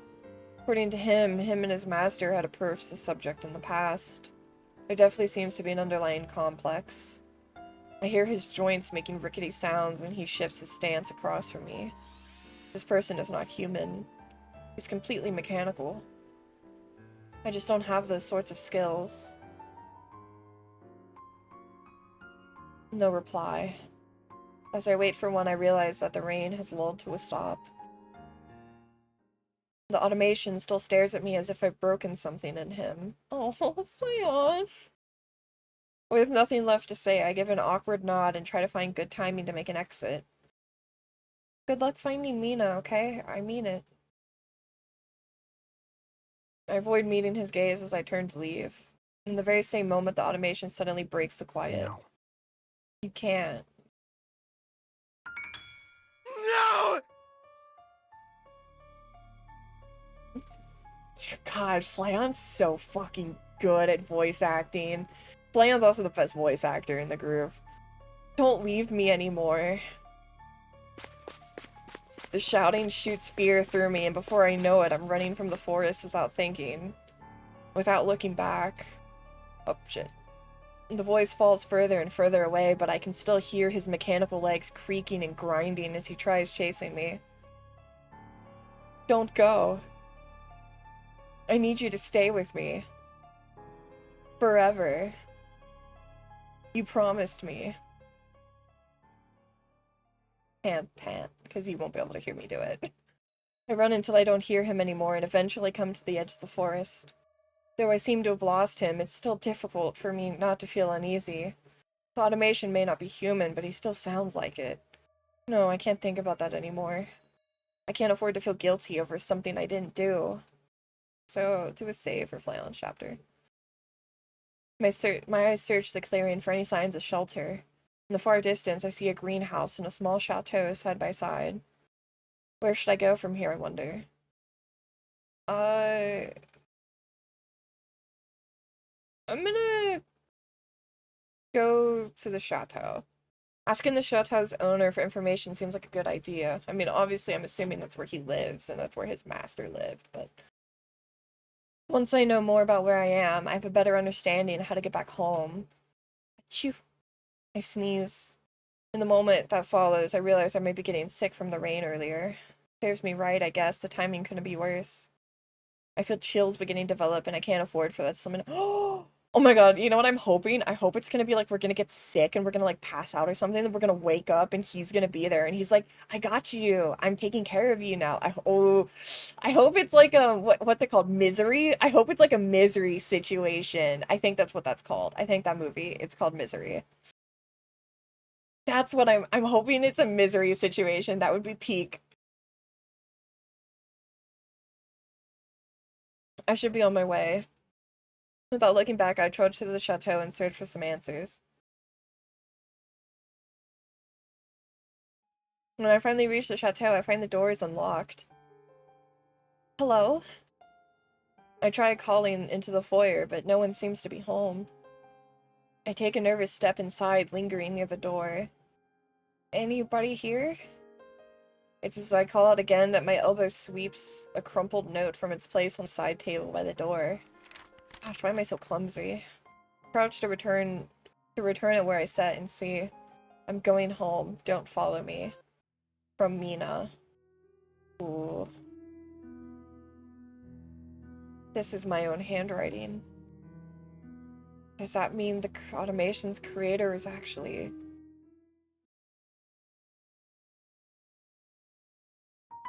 I feel like I'm gonna be sick.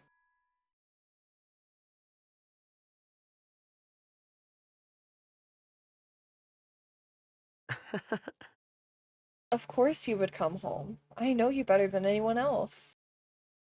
Home? I'm so lightheaded I close my eyes to keep my surroundings from spinning. The automation moves closer to me.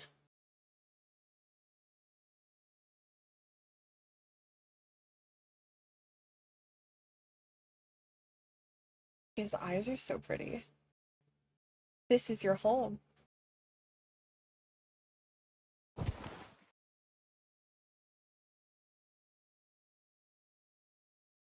When I awaken, I find myself in a room I don't recognize.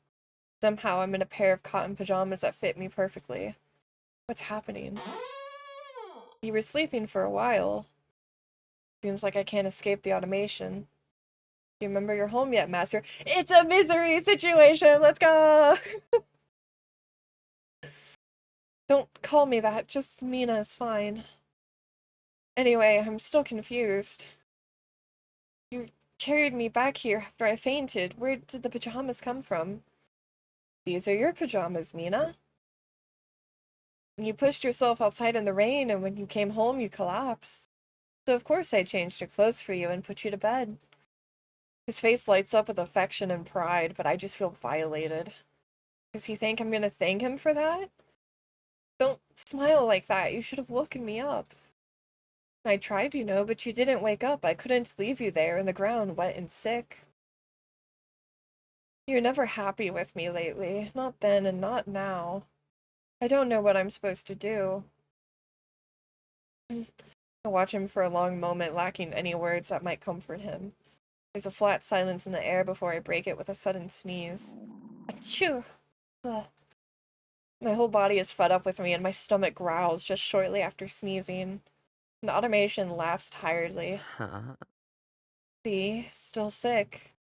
I should make you food. What do you want to eat? When had I last eaten food? The idea of a home-cooked meal is appetizing, but I can't trust this automation. He's too bratty. Oh, I thought I said bratty, and I was gonna be like, he is, but no. He's too batty. Oops. What if he tries sneaking something in the food? Damn. Oof. I was like, oh yeah, play on bratty? Yeah, I mean, checks out. Oh, my bad. Whoops. Why feed me? It's not like you owe me anything. You said that I'm never happy with you lately, right?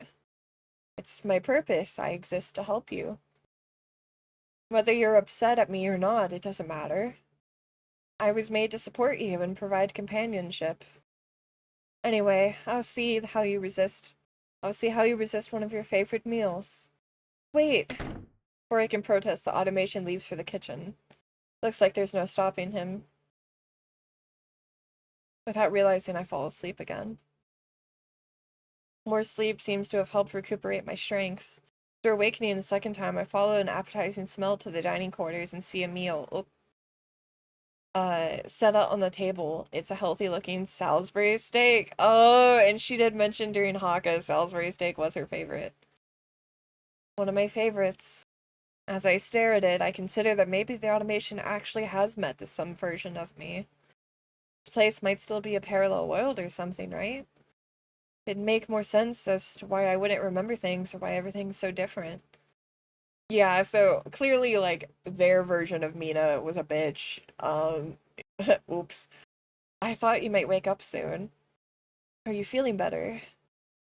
A little bit. That's good, isn't it? I knew you wouldn't have any earlier, but how about now? You know what? Fuck it, we ball. I'm gonna eat at this point. Like, it's just my life now. You know? It's just my life now. I'm just gonna eat the food. My stomach growls again. I can't fight it forever. As I watch the automation carefully from across the room, I decide to trust him and reluctantly lower into my seat. He hurries to stand beside me. You'll need to drink with it, right? Milk? Juice? Milk is fine. Okay. After the automation provides just about everything I could ever need, I help myself to his cooking. It's delicious. So delicious, in fact, I practically wolf it down without hardly chewing. It earns me some soft laughter from him. If the food is poisoned and I die after this, at least it tasted good. That's the dry humor that crosses my mind upon finishing. You ate it so quickly. It was nice. I wiped my mouth with one of the napkins I'd forgotten to put on my lap. Do you want more? I can make more if you want. Normally, I'd be all down to pig out, but my nerves have been so fried from stress that my appetite is smaller than it should be. I feel uncomfortably full. I definitely ate too quickly. That was plenty, thanks. The automation seems happy with my answer, and he lowers himself into a chair beside me. You're so stubborn. I'm happy to help, you know. I'm thankful for that. I should head back soon. Now that I'm out of the woods, maybe my communicator has a better chance of reaching the guild tempus. Failed signal. Leave. Are you still trying to go home? The automation fidgets restlessly. No, I still can't make a connection. No! God, he's so good at that! He's so good at that! Look at me when I'm talking to you. It certainly gets my attention. As I look from the communication... to be fair, he is actually a voice actor, so... The automation's eyes are wide and trembling. His expression is difficult to read. There's no point. I see. Doesn't matter what I do. You just want things to go back to how they were, don't you? Even though I'm right here and ready to give you everything. Huh? What's so great about being human? Is having a heart really so amazing? Automation is looking at me, but I don't feel seen. His rage is on the precipice of an explosion. I have to calm him down before that happens. Listen. But I'm too late. From a pocket in his coat, there are pliers in his hand. One motion, so that pliers are clamped down on my tongue. I start to bleed. No. The pressure sinks down harder. Metal pinches me tightly. Everything is numb now from the adrenaline.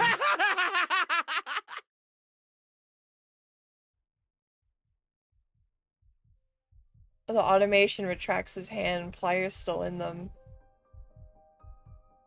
From them, he drops the piece of my tongue he'd torn off on the ground. I brought these from the greenhouse earlier. I had a feeling somehow I'd need them. Blood fills my mouth and my eyes well with tears. I watch the automation in horror as he opens and closes the pliers flippantly as if they're a child's toy. Leave. It's not good enough for you because I'm not human. Go on, you can say it. Or maybe you can't now. I'm not good enough for you because we're so different. Because I don't have a heart. The pliers shut in his fist. He laughs at me before plunging them deep into my chest. I scream as loud as I can. The automation fails to react. He keeps muttering to himself. But just think, what if neither of us had hearts? Wouldn't that make us perfect for each other? He'll finally stop hurting. He'd stop thinking about how I'm not Fleon. And I'd finally stop comparing myself to humans. Cranks the pliers apart and spreads the wound he's inflicted. The blood bubbles through the gaping hole. I'm going to die soon. There's no way I'm gonna live through this. He coos at me as I dry sob. Just be still, okay? It'll be all over soon. His pliers dig further into me as his other hand is placed on my cheek. His thumb wipes my tears gently. I only manage a weak gasp. The tongs of his pliers twist and puncture anything they can. My sight's starting to fading. Don't worry. Without this stupid heart of yours ruining you anymore, you'll be just like me. You'll finally know how I feel. That's why you'll forgive me if I stop it, right? He takes hold of my beating heart in his pliers and busts a hole into it. Because even if you don't know any better, You're mine. I can make you happier than anyone else. Don't leave. Oh. Wait. No. Don't go. No!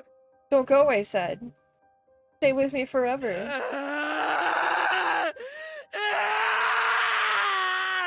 God, he's so fucking good at that. God damn, he's so fucking good at that. You promised you would. I really liked that one. I liked the, like, Frankenstein's monster kind of, you know, he doesn't know any better, so he thinks that's the way that he can... He thinks that's the way that he can make her like him and make her like him because it just doesn't compute in his lack of brain. I acquired 6 keys.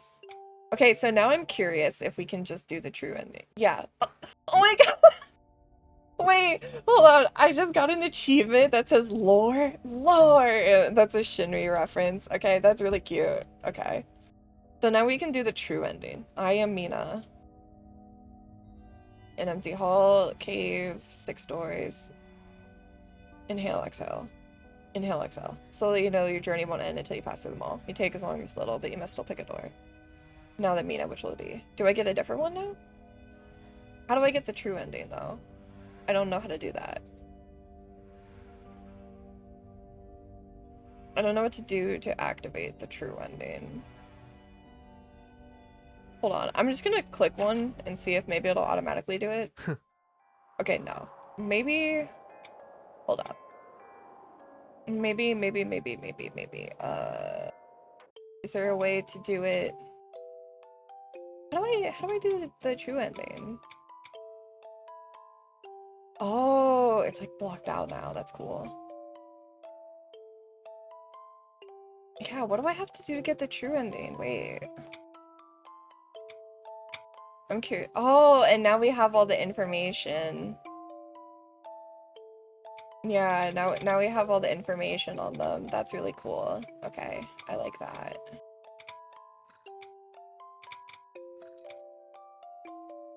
Okay, okay. How do I... Hold on. Yeah, gallery... Oh yeah, we can look at this Flayon's up close. Oh, he's so pretty.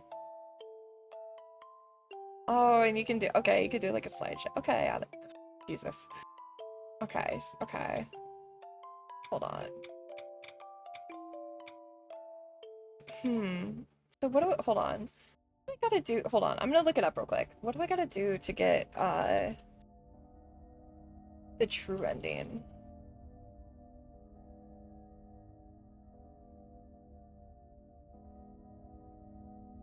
Just to make sure, Bum bum bum bum.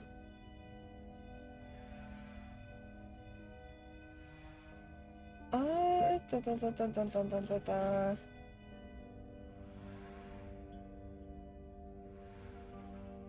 And then, is there... What do I do?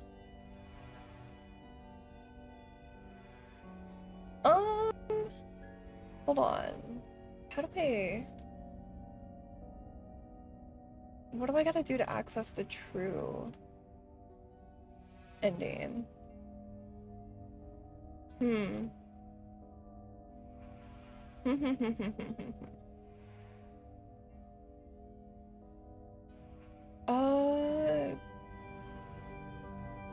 What the heck?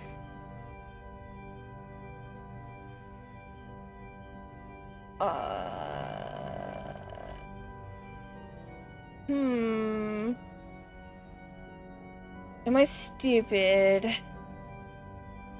Am I stupid?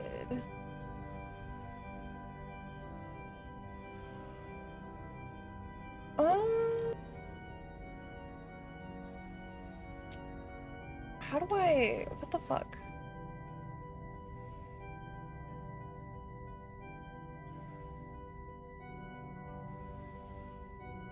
What the hell? Oh my god, I'm so grr.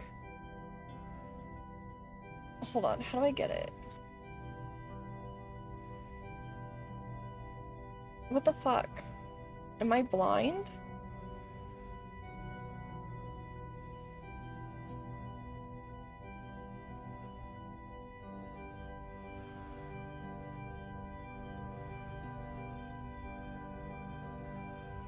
I think I'm blind. I don't know. Wait, hold on. What am I? Okay, wait. Maybe this time, now that the thing changed, it'll work.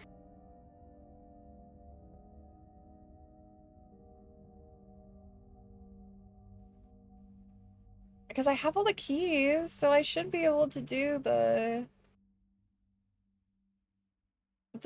true ending, right?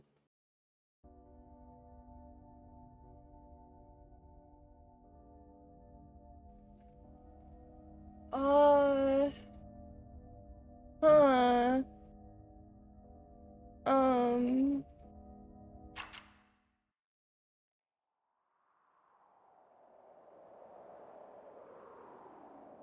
Yeah, wait, what? What the fuck do I have to do? Oh my god, I'm so confused! I'm so confused. What do I have to do?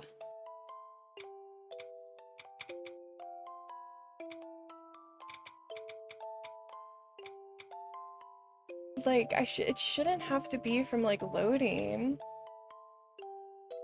Hold on. I will figure this out. Shit. How do I... Okay, maybe... Hold on. I'll go to the Steam page. Someone's probably wrote about it there. In the fucking community thing. The discussions.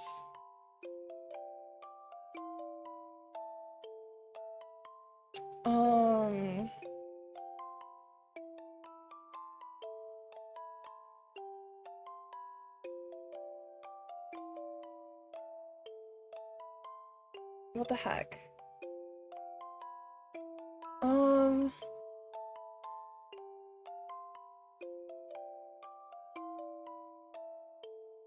What the heck?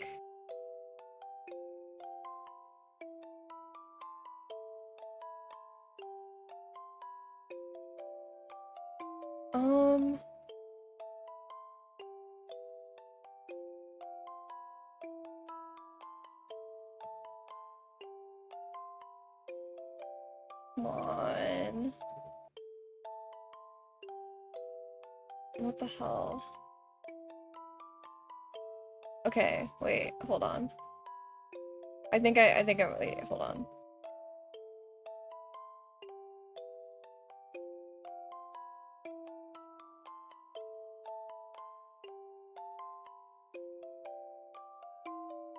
After unlocking and reading all the, okay, how do I clear the true ending though?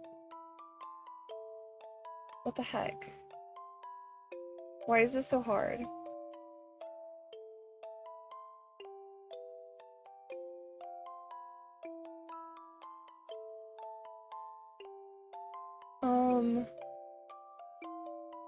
What the hell?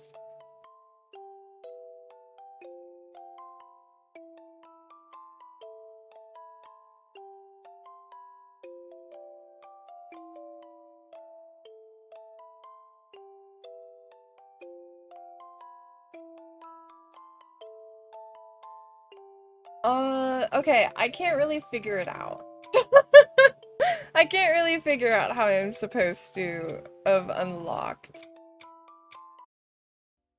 I don't know what is wrong.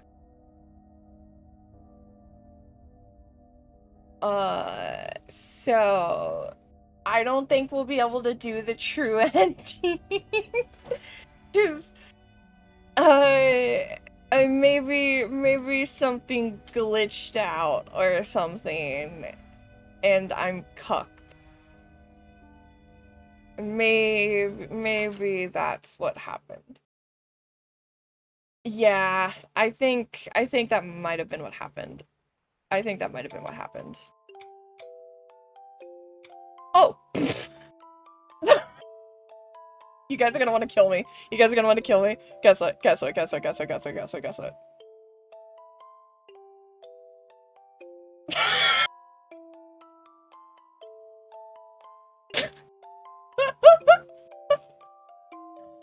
Okay, I'm blind, actually. Whoopsie.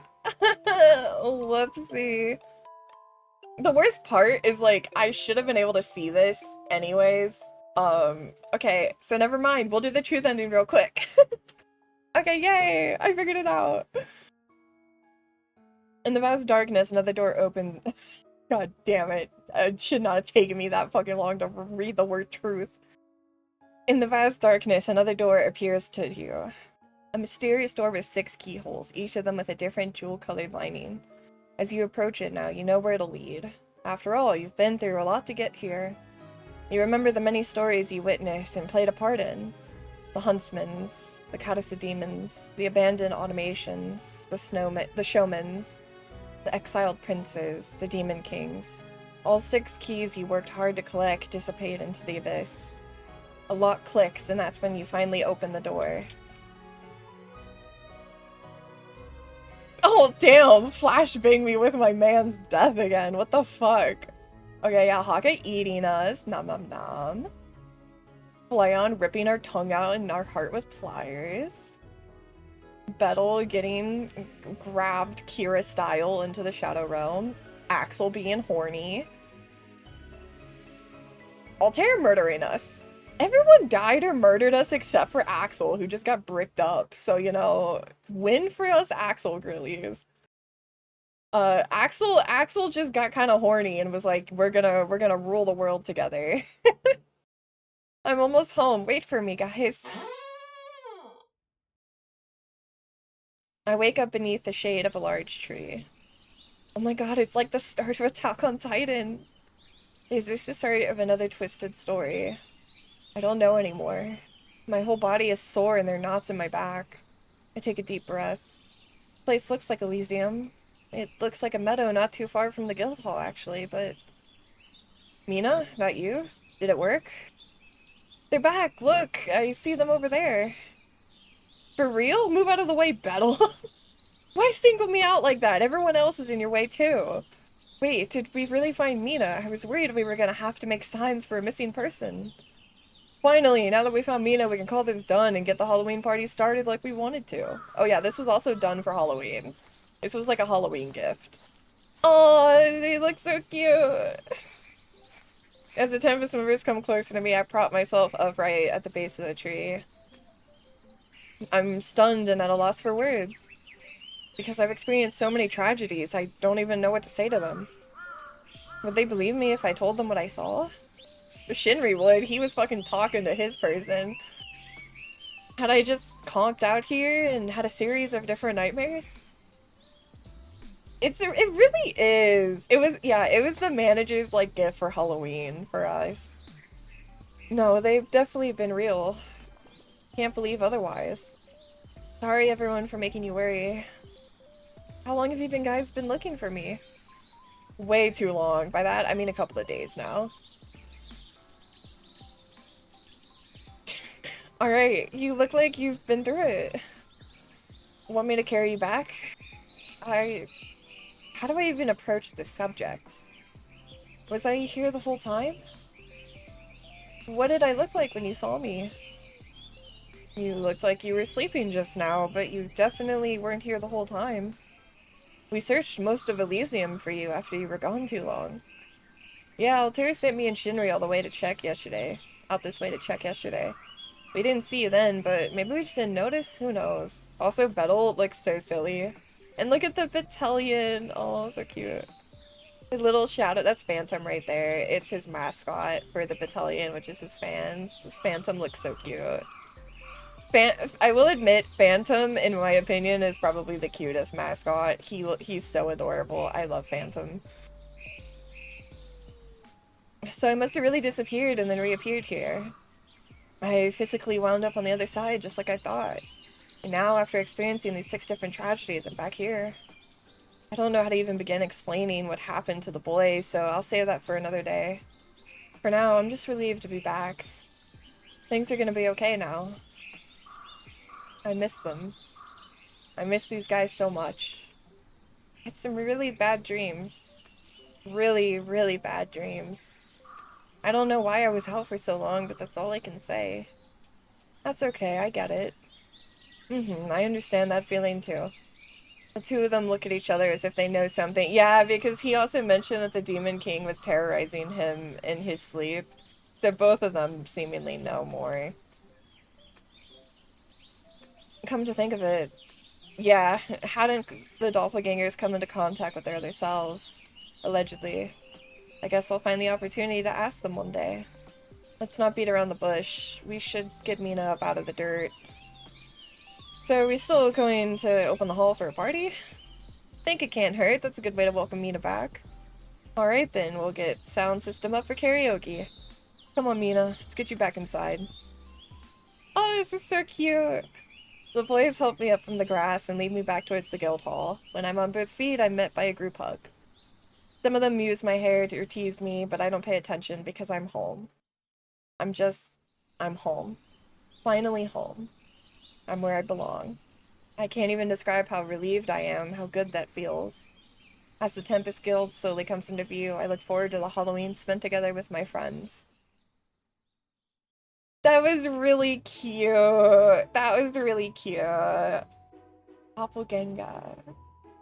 There you go. Oh, that was a cute little game. I loved that. Yeah, Chihuahua Mane, Chihuahua Mane. Pokemane, Shikamane. It looked like it said Garamane too. Hakuseke did the art, amazing work. Yasuda Gabo did the design, the CG with Suzuki Crown and Segeki. God, audio stock, Soundjoy, Dava. Oh my god, I can't read that quick enough, but yeah. It was really cute. I really liked it. I really liked it. Thanks for playing. Of course. God, I would love if we could get another one. This was so cute. I loved this. This was. Oh, wait. No, I already did that. Shit. Oh, fuck. Hold on. I have to. Whoops. I accidentally clicked it. Main menu. Yes. I just wanted to pull up the art again because I think it's really cute. I like the group art. It's very cute. That was super cute. That was really cute. Okay. I don't know. I just really wanted to play this game eventually because I love visual novels, and obviously I'm a holostars fan, so this is like right up my alley, and I wanted an excuse to get to play it. This was so cute. There were so many little references here and there. Now I will say, I feel like there were probably way more references I could have understood in Haka Battle, Altair, and Flayon's chapters, but I'm primarily an Axel Shinri watcher, so I probably didn't clock everything, but they put in so many little things. It was so cute. There was so much love put into it, and it was so well made. I didn't expect it to be that short, but I like it. It's short and sweet. I like that it's like, essentially all of them kind of got to do their own little story. Like Axel got to do his like crazy like taking over, doing whatever the fuck he wants. Shinri got the self-sacrifice.